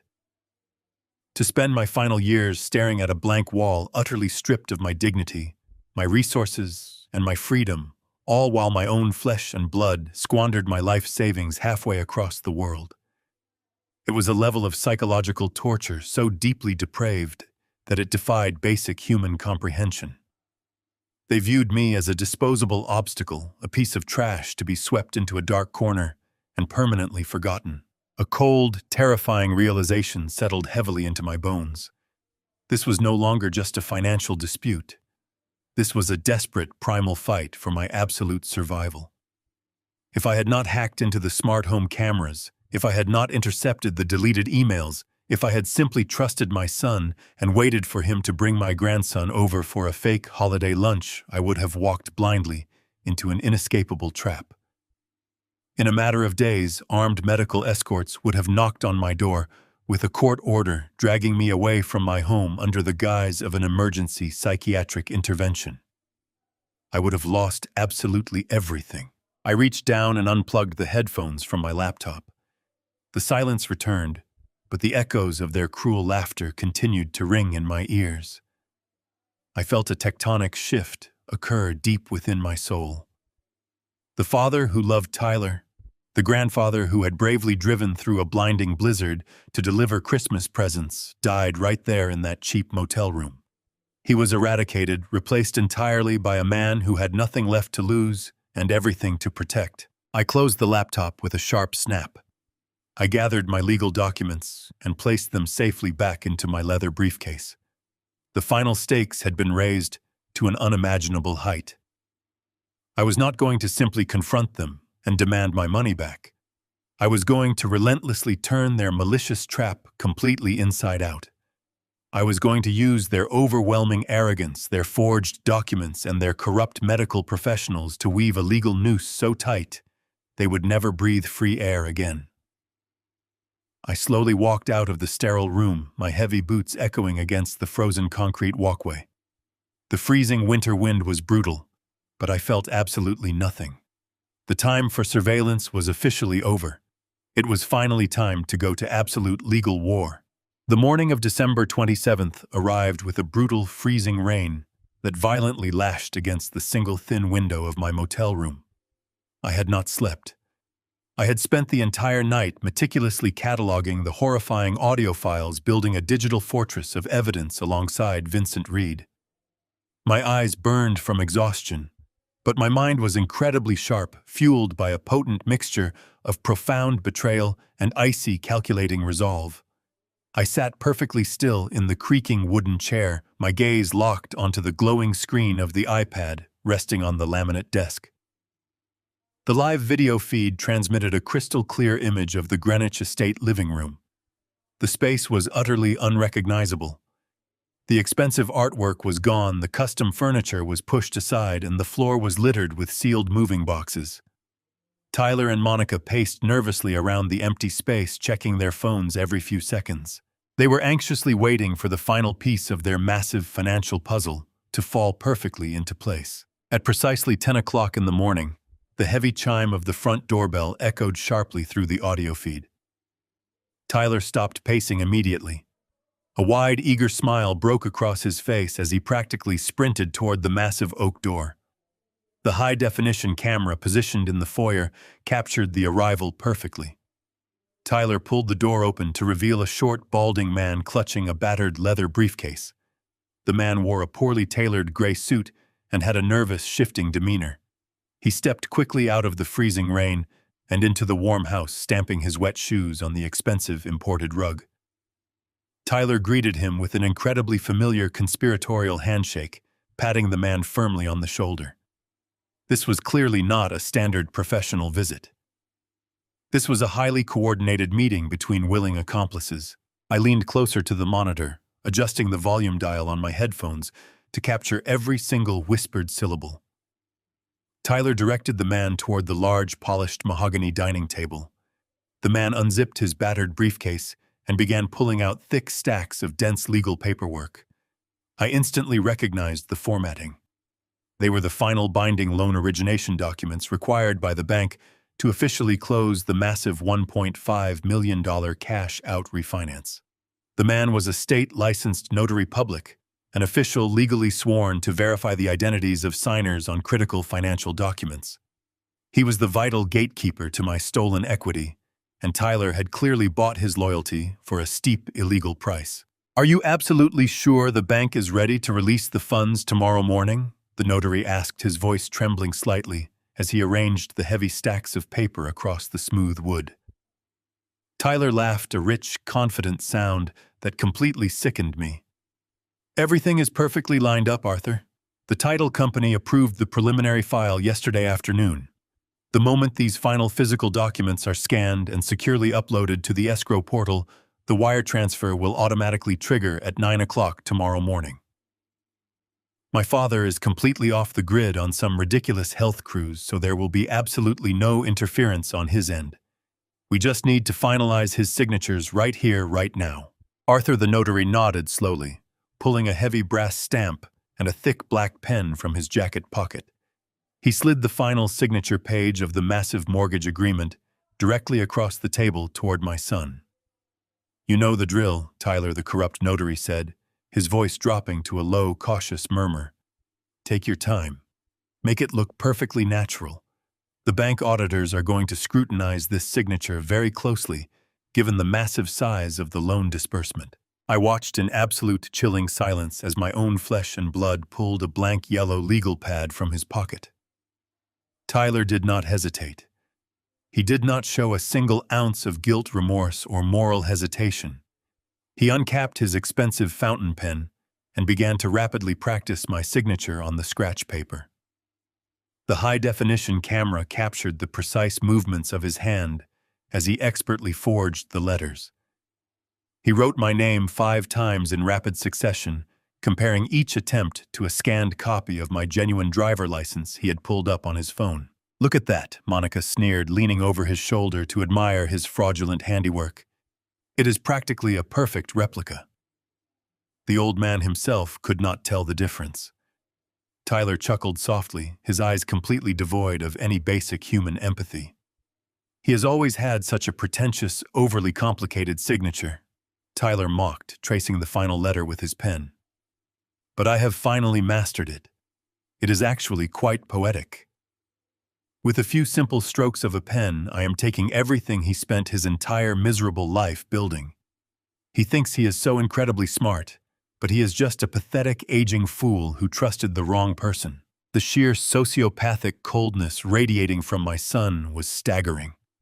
I watched his face on the bright digital screen, searching desperately for any fleeting trace of the little boy I had raised, the child I had proudly taught to ride a bicycle. There was absolutely nothing left. That boy was entirely dead, replaced by a ruthless, incredibly greedy predator who was actively laughing while he committed federal wire fraud. The very last remaining shred of my paternal sympathy, the tiny fragment of hope that had secretly prayed for a massive misunderstanding, completely evaporated. It was burned away by the raw, undeniable visual evidence of his absolute treachery. Tyler slid the yellow legal pad aside and pulled the official bank documents directly in front of him. He took a slow, deep breath, perfectly steadying his hand. Then he pressed the nib of the pen against the thick parchment and signed my full legal name on the dotted line. He flipped to the next page and signed it again. He repeated this methodical, highly illegal process 14 times across the various loan agreements, trust transfers, and equity release forms. Every single stroke was a deliberate, calculating knife directly into my back. When he finally finished, He proudly pushed the thick stack of papers back across the polished table toward Arthur. The corrupt notary picked up the heavy documents, quickly reviewing the expertly forged signatures with a critical, appraising eye. He nodded in silent approval, knowing his illicit job was finally complete. He grabbed his heavy brass seal, pressed it firmly onto an ink pad, and stamped the bottom of every single page with a loud rhythmic thud. Each metallic strike echoing through my headphones sounded exactly like iron nails being driven directly into a coffin. The fraudulent mortgage was now officially notarized, legally binding, and completely ready to be executed. Arthur zipped the signed documents back into his battered briefcase. Tyler handed the man a thick, unmarked white envelope, undoubtedly filled with thousands of dollars in untraceable cash bribes. I watched him leave. The trap was completely locked. My evidence was absolutely perfect. I sent it all securely to Vincent. I was finally prepared to destroy them forever. The drive back into the heart of the city was a blur of neon lights and freezing rain. I navigated the slick streets with mechanical precision, my hands gripping the steering wheel as the heater blasted dry air into the cabin. There were no tears left to shed. There was absolutely no hesitation remaining in my heart. The agonizing sorrow that had threatened to consume me only 48 hours ago had been entirely replaced by a profound, freezing clarity. I pulled into the underground parking garage of Vincent Reed's corporate building, just past 11 o'clock at night. The towering skyscraper was mostly dark, a monolithic glass structure looming over the empty sidewalks. I took the private elevator directly to the penthouse suite, my leather briefcase grasped tightly in my right hand. Vincent was waiting for me in his corner office. The main overhead lights were turned off. The only illumination came from a pair of heavy brass desk lamps and the glowing screens of his multiple computer monitors. He looked up as I entered, his sharp eyes analyzing my demeanor. He did not ask how I was feeling. He knew better than to offer hollow sympathies to a man who had just witnessed his own son orchestrating his ultimate destruction. I walked straight to the heavy mahogany desk, unclasped the brass locks of my briefcase, and laid the encrypted storage drive directly on the polished wood. "I have it all," I said, my voice completely devoid of any emotion. The confessions, the flight risk logistics, the medical conspiracy, and the forgery. I captured a state-licensed notary watching my son practice and forge my signature on the final loan origination documents. Vincent did not waste a single second. He plugged the storage drive into his secure terminal and opened the files. I stood by the floor-to-ceiling window, watching the icy rain slide down the thick glass as the audio of Tyler and Monica filled the quiet office. I listened to my son laugh about the fake dementia diagnosis. I heard the rhythmic thud of the corrupt notary stamping the fraudulent paperwork. Vincent sat frozen in his leather chair, a portrait of intense predatory concentration. When the final video clip ended, he slowly exhaled and leaned back, steepling his fingers. "Harrison," Vincent said softly, his gravelly voice cutting through the heavy silence. "In my 30 years of practicing financial litigation, I have seen profound levels of corporate greed and familial betrayal.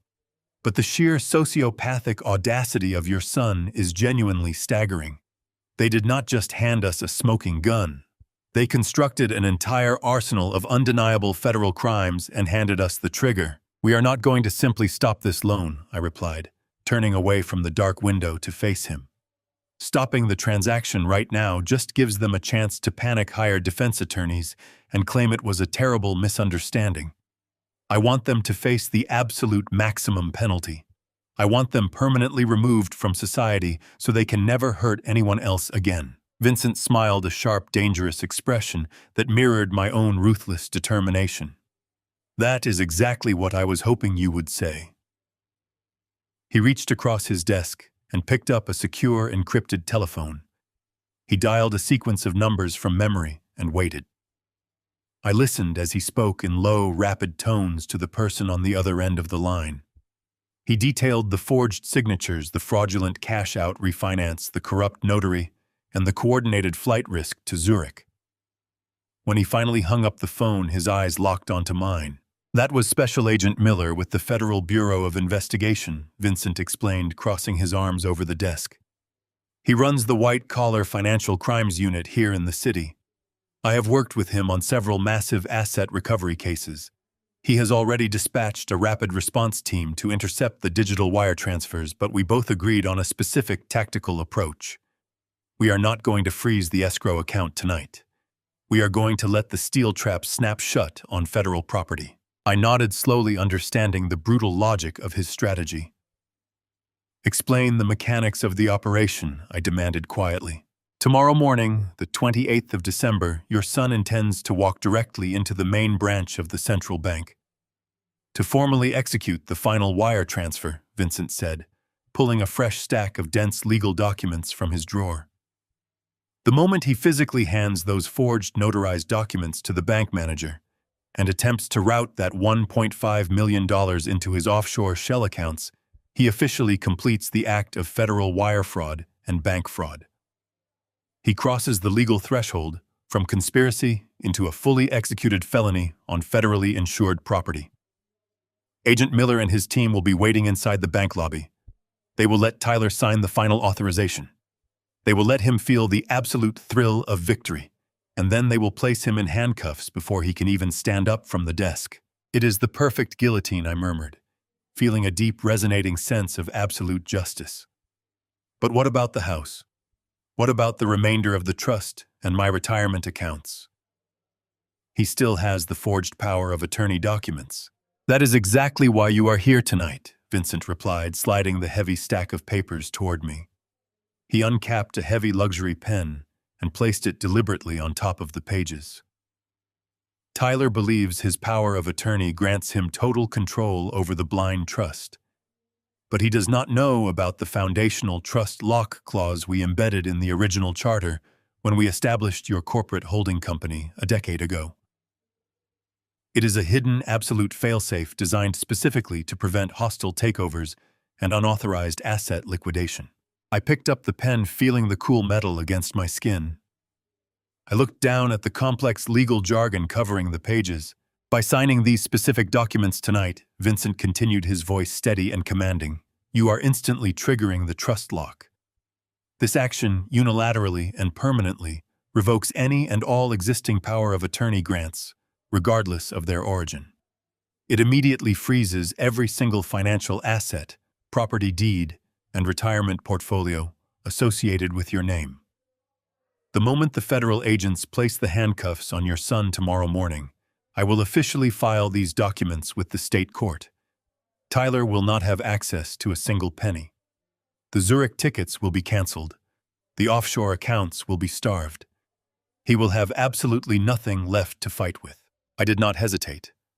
I gripped the pen and signed my name on the first dotted line.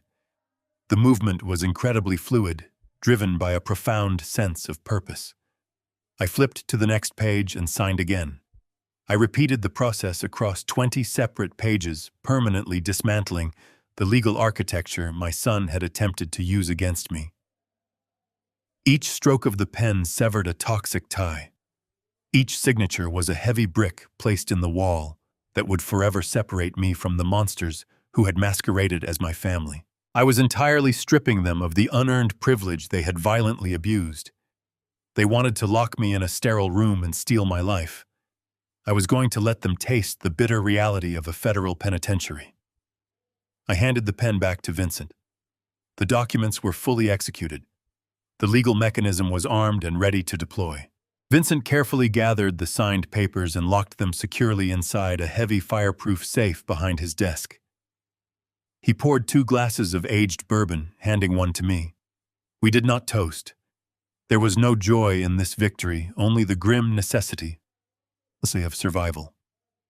I walked back over to the large glass window and looked down at the sprawling, rain-soaked city below.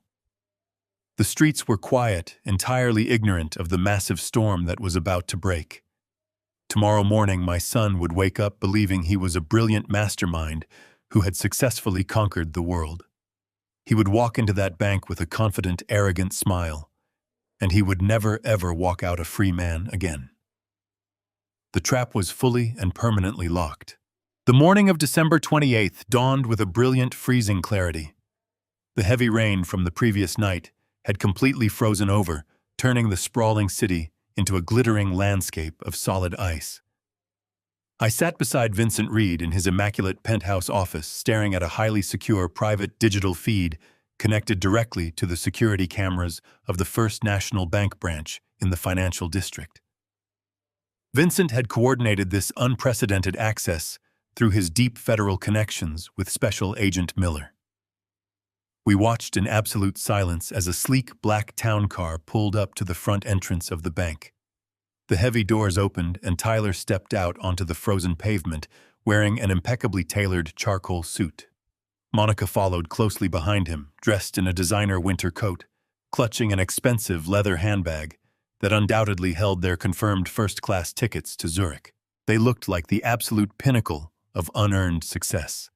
They walked through the thick glass doors of the bank with a sickening, boastful confidence, entirely convinced that they had successfully orchestrated the perfect financial crime. I felt a cold, hard knot form in my stomach as I watched my own flesh and blood smile at the lobby receptionist. They were escorted immediately toward the private, glass-walled executive conference room, reserved for high-net-worth clients.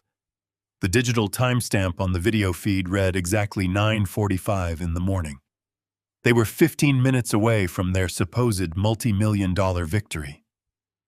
Vincent picked up the heavy receiver of his encrypted desk phone and dialed a direct, secure line. The moment had finally arrived. The line connected instantly. Vincent spoke in a low, commanding tone, confirming that the targets were physically secured inside the executive conference room. He gave the official authorization to proceed with the asset freeze and the subsequent interception. Through the silent video feed, I watched Tyler and Monica sit comfortably at the long mahogany table. Tyler unbuttoned his suit jacket, leaning back in his plush leather chair with an air of absolute superiority. He placed his hands behind his head, laughing at something Monica said. They were mentally spending the $1.5 million, utterly oblivious to the massive federal net closing tightly around them. At exactly 10 o'clock, the heavy wooden door of the conference room opened. A tall, sharply dressed man with silver hair entered the room. It was not the junior loan officer Tyler had been manipulating for the past 3 weeks. It was Arthur Sterling, the senior regional director of First National Bank, a man who had personally managed my corporate accounts for over 20 years. Arthur stepped into the room holding a thick, rigid manila folder. He did not offer a warm greeting. He did not extend his hand for a polite, professional handshake. Instead, Arthur turned around, grasped the solid brass handle, and firmly locked the conference room door from the inside. The distinct, heavy click of the deadbolt echoed even without audio. Tyler immediately sat forward, his arrogant posture faltering for the very first time.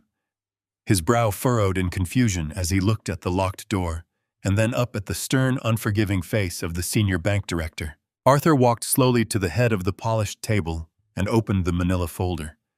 He looked directly at Tyler, his expression completely devoid of any customer service warmth. Tyler attempted to recover his composure, forcing a bright artificial smile as he gestured toward the empty chairs. He asked where the final wire transfer authorization forms were, stating that they had a very tight schedule to keep that morning. Arthur did not sit down. He remained standing, staring down at my son with absolute professional contempt. He stated in a clear, unwavering voice that there would be no wire transfer. He explained that the bank's internal fraud division, working in direct coordination with federal authorities, had meticulously reviewed the cash-out refinance application submitted the previous day. Tyler's face immediately drained of all color. He stammered, demanding an explanation, aggressively waving the forged, notarized power of attorney document he had brought with him. He loudly claimed that he had absolute unrestricted legal authority to leverage the equity of the Greenwich estate. Arthur calmly leaned forward, resting his hands on the table. He informed Tyler that his general power of attorney was a completely useless, legally void piece of paper. The Greenwich estate was not held in a standard family trust, nor was it directly registered under my personal name. It was exclusively owned by a heavily protected corporate limited liability company, a corporate entity that required unanimous board approval for any asset liquidation, a board consisting entirely of myself and my legal counsel. The high-definition camera captured the exact devastating moment Tyler realized his entire master plan was built on a foundation of sand. His jaw dropped, his eyes widening in pure, unadulterated panic. Monica clutched her designer handbag to her chest, her breathing becoming rapid and shallow. Tyler frantically tried to argue, his voice likely rising in pitch, pointing wildly at the documents on the table. He desperately claimed that there had to be a clerical mistake, a misunderstanding regarding the corporate structure. Arthur did not yield a single inch. He raised his hand, silencing my son's pathetic, crumbling defense. He then delivered the second fatal blow. The senior director coldly informed them that the massive cash-out refinance was not their only problem.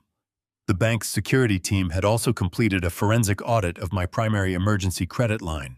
The $200,000 that Tyler had aggressively drained over the past month had been officially flagged as unauthorized malicious theft. Arthur explicitly stated that the transfers had been traced directly to offshore holding accounts, constituting multiple undeniable counts of federal wire fraud. Monica practically collapsed back into her leather chair, her face contorting into a mask of absolute horror. She looked at Tyler, expecting him to fix the situation to find a clever loophole, but Tyler was completely paralyzed. The arrogant, sociopathic predator I had watched forge my signature just 24 hours ago was completely gone. He was reduced to a terrified, trembling criminal trapped in a locked room. He frantically reached into his pocket, pulling out his cell phone to likely call the corrupt notary or attempt to move the stolen credit line funds before they were completely frozen. Arthur shook his head, looking at my son with utter pity. He informed Tyler his mobile device had been disconnected from the cellular network by a federal order, rendering it useless. The realization washed over Tyler like freezing water. He looked wildly around the glass-walled conference room, suddenly aware of how exposed he truly was. Every single escape route had been systematically blocked, every stolen asset permanently frozen, and every vicious lie dismantled. I sat silently beside Vincent in the quiet penthouse office, watching my son hyperventilate on the security feed. There was no joy in my heart, only the heavy satisfaction of a father neutralizing a lethal threat. Arthur stepped back from the table, straightening his tie. He turned his gaze toward the heavy door he had just locked. He twisted the deadbolt slowly, pulling the door open to reveal the final consequence. Through the encrypted video feed, I watched the heavy wooden door swing open. Two men wearing dark windbreakers with federal insignias stepped into the room. They were flanked by uniformed police officers. The lead federal agent did not yell or draw a weapon. He simply walked up to the table, looked directly at my trembling son, and calmly stated his name. I watched Tyler physically collapse inward, his shoulders slumping, as the federal agents instructed him to stand and place his hands behind his back. Monica shrieked, pressing herself against the glass wall as an officer approached with heavy steel cuffs. I did not need to see anymore. I closed the viewing window. The silence in the office was deeply satisfying. Vincent gave me a firm nod of absolute confirmation. The trap had successfully triggered. I shook his hand, thanked him for his execution, and walked out into the freezing Chicago morning. The icy rain had stopped, leaving the streets glistening under a pale winter sun. I did not go back to the dismal motel room. I had severed my ties to that miserable existence the moment the federal agents walked into the bank. Instead, I hailed a passing taxi and gave the driver the address of an exclusive historic steakhouse located in the heart of the Gold Coast district. It was an establishment defined by dark wood paneling, pristine white tablecloths, and an atmosphere of quiet luxury. I arrived just as they opened for the early lunch service. The maitre d' greeted me warmly, leading me to a secluded leather booth in a quiet corner of the dining room. I sat down and let out a long, shuddering breath. The weight that had been compressing my chest finally began to lift. I ordered a dry aged ribeye steak cooked rare and a glass of 20-year-old single malt whiskey neat. I placed my purchased burner smartphone face up on the crisp white linen of the table. The digital clock read exactly 10:45 in the morning. For a few minutes, the device remained completely dark and silent. I leaned back against the plush leather, savoring the quiet ambiance of the restaurant and the rich aroma of the aging whiskey. Then the black screen suddenly illuminated. A silent notification flashed across the glass, indicating an incoming call from an unknown number. I knew exactly who it was. I did not answer. I simply sat there and watched the bright screen. The call eventually went to voicemail. 5 seconds later, the phone lit up again. Then it lit up a third time, and a fourth. The silent flashing became a rhythmic strobe light against the white tablecloth. 10 missed calls quickly turned into 20. The numbers climbed with a frantic, desperate urgency. 35, 50, 70. By the time the waiter arrived to place the crystal glass of amber whiskey in front of me, the notification counter on my screen displayed exactly 86 missed calls. It was a digital manifestation of pure panic. My son was completely cornered, trapped in a federal holding cell, desperately pounding on the glass of a reality he could no longer manipulate. He had spent his entire life believing he could smoothly talk his way out of any consequence, relying on my financial safety net to cushion his every fall. Now that net was gone, replaced by the cold, unforgiving floor of the federal justice system. I picked up the smartphone, my thumb grazing the edge of the glass. The notification icon indicated 14 unheard voicemail messages. I took a slow, measured sip of the aged whiskey, letting the pleasant, burning sensation slide down my throat. The liquid was rich and smoky, a perfect contrast to the bitter betrayal I had endured. I tapped the screen and opened the voicemail application. I pressed play on the very first recorded message and held the phone close to my ear. The audio began with heavy, ragged breathing and the chaotic background noise of multiple people shouting in a confined space. Then Tyler's voice crackled through the small speaker. He did not sound like the arrogant, mocking predator who had excitedly laughed about locking me in a state-run psychiatric ward just hours ago. He sounded like a terrified, completely broken child. "Dad, pick up, the bank won't let us leave. The FBI is here. They're saying I committed wire fraud. Dad, please tell them you authorized this. I'm begging you." The desperate, frantic message ended abruptly. I did not flinch. I did not react. The progression of his absolute fear was highly documented in these sequential recordings. I simply tapped the screen and played the second voicemail. "Dad, where are you?" Tyler yelled into the receiver, his voice cracking with rising hysteria. "The federal agents are standing right in front of me. They have handcuffs, Dad. They are arresting Monica. Please call them. Tell them you authorized the credit line transfer. Tell them you gave me permission to sign those forms. I am begging you on my hands and knees.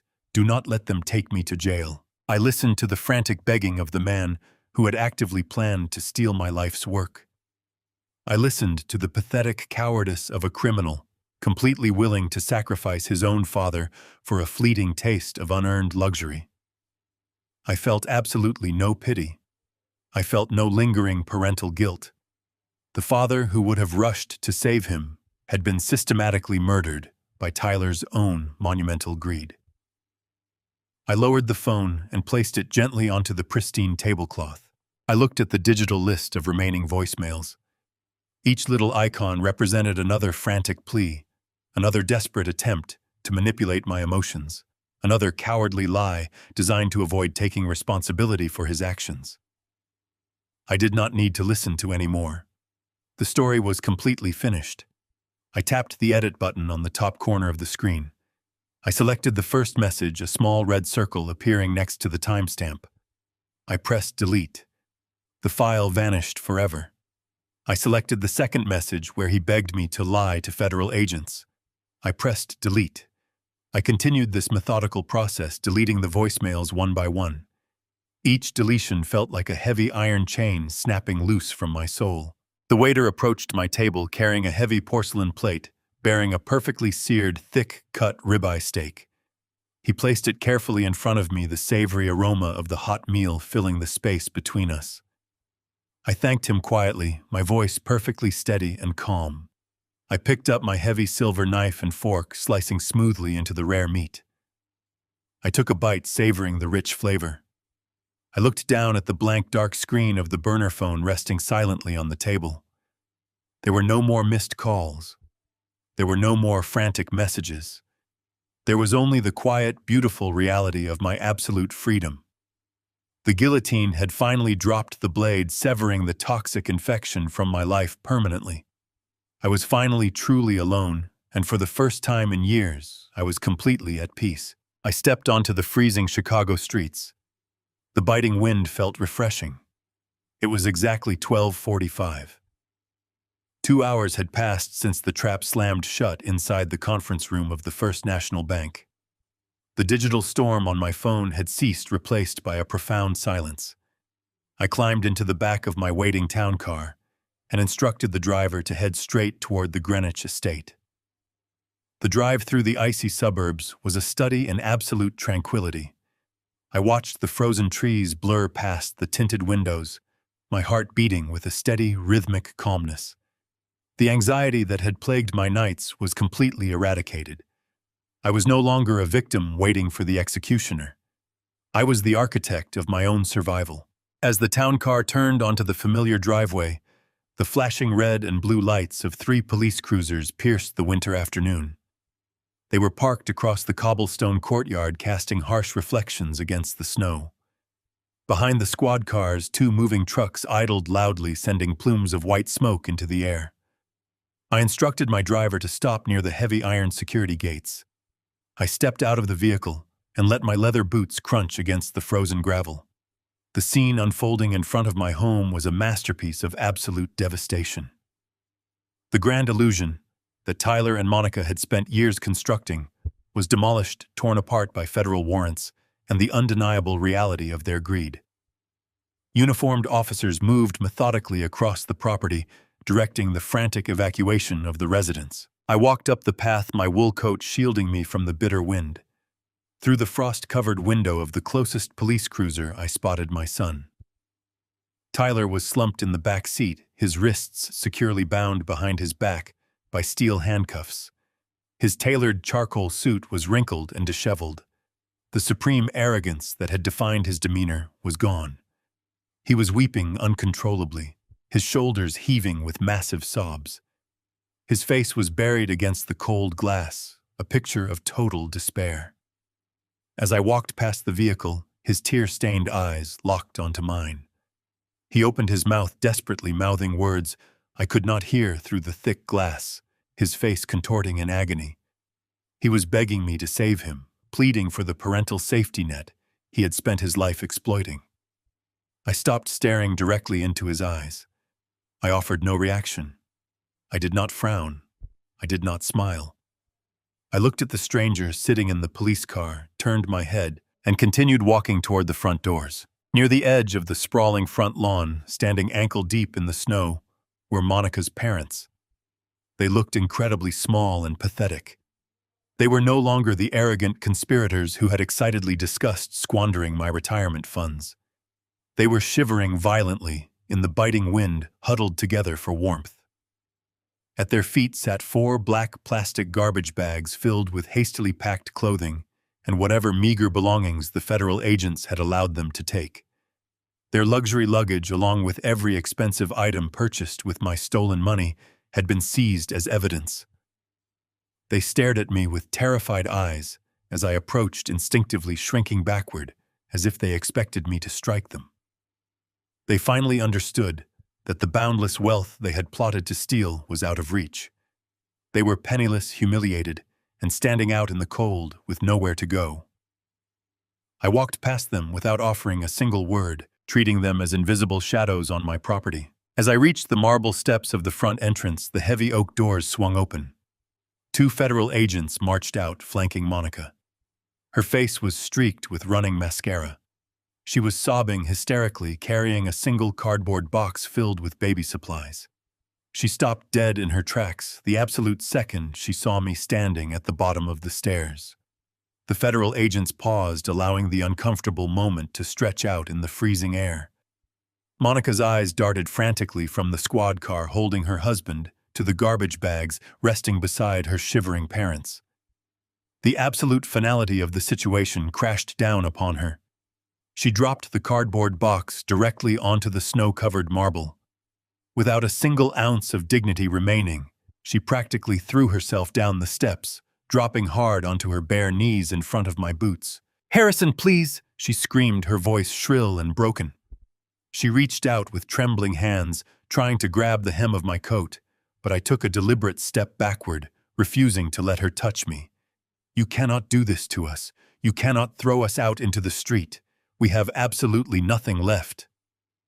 The bank froze every single account. The federal agents took the cars. They took Tyler. "Please, Harrison. I know we made a terrible mistake. I know we were wrong. But you have to show us some mercy. If not for me, if not for Tyler, then please do it for your grandson. He needs a home. He needs his family. You cannot put a baby out into the freezing winter. I am begging you to have a heart." I stood perfectly still, looking down at the woman who had eagerly conspired to strip away my humanity and lock me in a crumbling psychiatric ward. Her tears were meaningless. Her desperate pleas were nothing more than a calculated manipulation, a final attempt to use an innocent child as a human shield against the consequences of her crimes. The freezing wind whipped around us, biting at my face, but I felt absolutely nothing but cold, unyielding resolve. I stared directly down into her terrified, crying eyes, ensuring that she could see the absolute emptiness in my gaze. My voice when I spoke was completely devoid of emotion, echoing clearly across the frozen courtyard. "You locked me out in the cold. On Christmas," I said slowly, letting each word land like a heavy hammer strike. "Today I am returning the favor. You have exactly 5 minutes to get off my property." Monica let out a loud, agonizing wail, burying her wet face into her trembling hands. The federal agents immediately stepped forward, grabbing her firmly by the arms and pulling her up. They directed her toward the security gates, warning her that any further delay would result in immediate arrest for trespassing. I stood silently on the marble steps, watching the chaotic, pathetic retreat. Monica stumbled toward her shivering parents, grabbing one of the black plastic garbage bags from the snow. The three of them began to walk slowly down the winding driveway, their heads bowed against the bitter winter wind. The police cruiser holding my son shifted into gear, its heavy tires crunching over the icy pavement as it carried him toward a federal holding cell. The massive moving trucks followed closely behind, loaded with the remnants of a shattered, toxic illusion. I turned my back on the retreating vehicles, stepped over the discarded cardboard box, and walked calmly through the front doors of my home. The air inside was quiet still and completely mine. The weeks following the swift and brutal eviction at the Greenwich estate moved with a relentless mechanical efficiency. The massive winter storm that had cloaked the city finally broke, giving way to a freezing, crystal-clear season of absolute reckoning. My son Tyler was systematically stripped of every single luxurious comfort he had stolen. The federal prosecutors did not offer him a lenient plea deal. They presented the high-definition video of his forgery, the audio recordings of his horrific medical conspiracy, and the undeniable financial paper trail linking him to multiple counts of federal wire fraud. Confronted with a mountain of absolute irrefutable evidence, his expensive defense attorneys immediately advised him to surrender. He stood before a federal judge, trembling and pale, completely stripped of his arrogant superiority, and received a mandatory sentence of 10 years in a federal penitentiary. There would be no early parole. There would be no secret financial bailout from his wealthy father. He was going to spend the next decade of his life locked inside a sterile concrete cell, perfectly mirroring the horrific fate he had maliciously planned for me. Monica, in a desperate and highly calculated attempt to save her own skin, immediately filed for divorce the moment Tyler was placed in federal custody. She loudly claimed to anyone who would listen that she was merely a naive, innocent victim of her husband's elaborate financial crimes.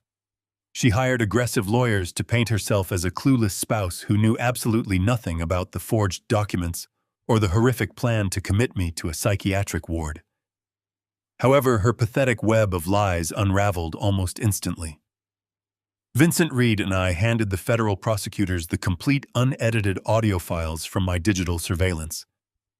The authorities listened to Monica enthusiastically bragging about selecting the underfunded state-run nursing home near the border. They heard her cruel laughter as she discussed drugging me to keep me quiet. The federal grand jury did not hesitate. Monica was formally indicted as a willing, active co-conspirator to federal fraud and elder abuse. She was sentenced to 7 years in federal prison, her designer wardrobe permanently replaced by a standard-issue uniform. Her parents, entirely complicit in their silence and greed, were forced to declare total bankruptcy and relocate to a miserable, cramped apartment in a different state. The toxic parasitic network that had infected my family was completely and permanently eradicated. Amidst the overwhelming chaos of the federal trials and the massive legal fallout, there was one innocent life that desperately needed protection: my grandson. The moment both of his parents were remanded into federal custody, the State Child Protective Services assumed temporary guardianship. I did not waste a single second. I marched directly into the family court with Vincent by my side, armed with my pristine financial records, my clean bill of health, and a profound determination to break the cycle of generational cruelty. I officially filed for permanent full legal custody of the boy. The judge, fully aware of the horrific circumstances surrounding Tyler and Monica, granted my petition without a single moment of hesitation. I walked into the temporary foster facility and wrapped my arms around the frightened little boy. I promised him that he would never have to experience fear, instability, or coldness ever again. I brought him home, finally filling the silent, empty rooms with the warm, genuine sound of innocent laughter. But we did not stay in the Greenwich estate. The sprawling, expensive house was completely tainted, permanently stained, by the malicious greed and the dark, whispering conspiracies that had echoed through its expensive hallways. It felt like a massive mausoleum dedicated to a family that never truly existed.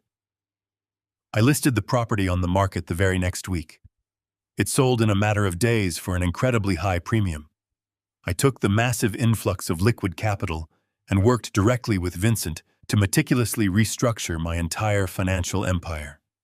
We established a complex, layered series of blind trusts, heavily fortified corporate entities, and bulletproof legal structures.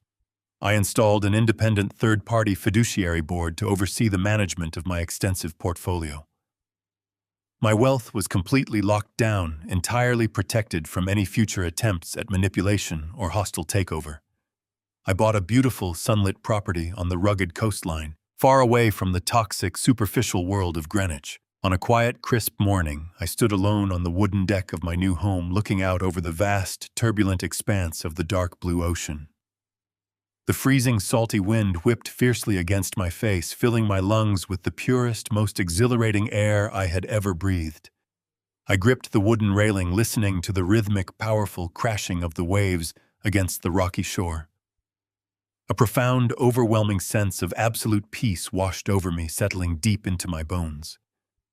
I had survived the ultimate betrayal. I had successfully navigated the darkest, most treacherous storm of my entire life. I thought about Tyler.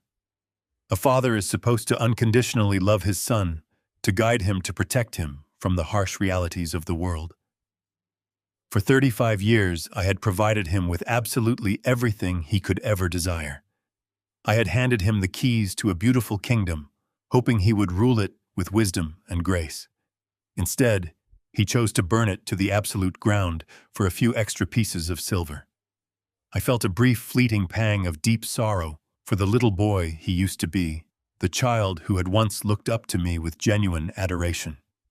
But that boy was gone, replaced by a monster I completely refused to harbor in my heart. I turned my head and looked through the large glass doors of the coastal house. My grandson was sitting safely on the warm rug, happily playing with a set of wooden building blocks. He was safe. He was loved. He was entirely protected from the malicious greed that had corrupted his parents. I took one final incredibly deep breath of the freezing ocean air. I had lost a traitorous son, but I successfully saved my own life. I brutally destroyed the predators hiding in my shadow, and in doing so I permanently secured my true, lasting legacy. Blood does not entitle anyone to a blank check. Setting boundaries with toxic family members is never cruel. It is absolutely necessary for survival.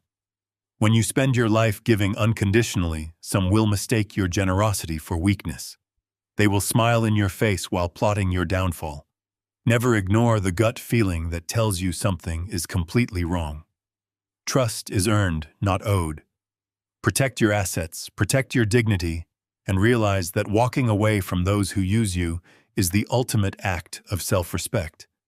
You cannot save people who are determined to destroy you for greed. Have you ever experienced the ultimate betrayal from someone you sacrificed everything for? How did you fight back? Drop your story in the comments below. I read every single one. Do not forget to hit the like button and subscribe for more stories of justice, revenge, and taking back control.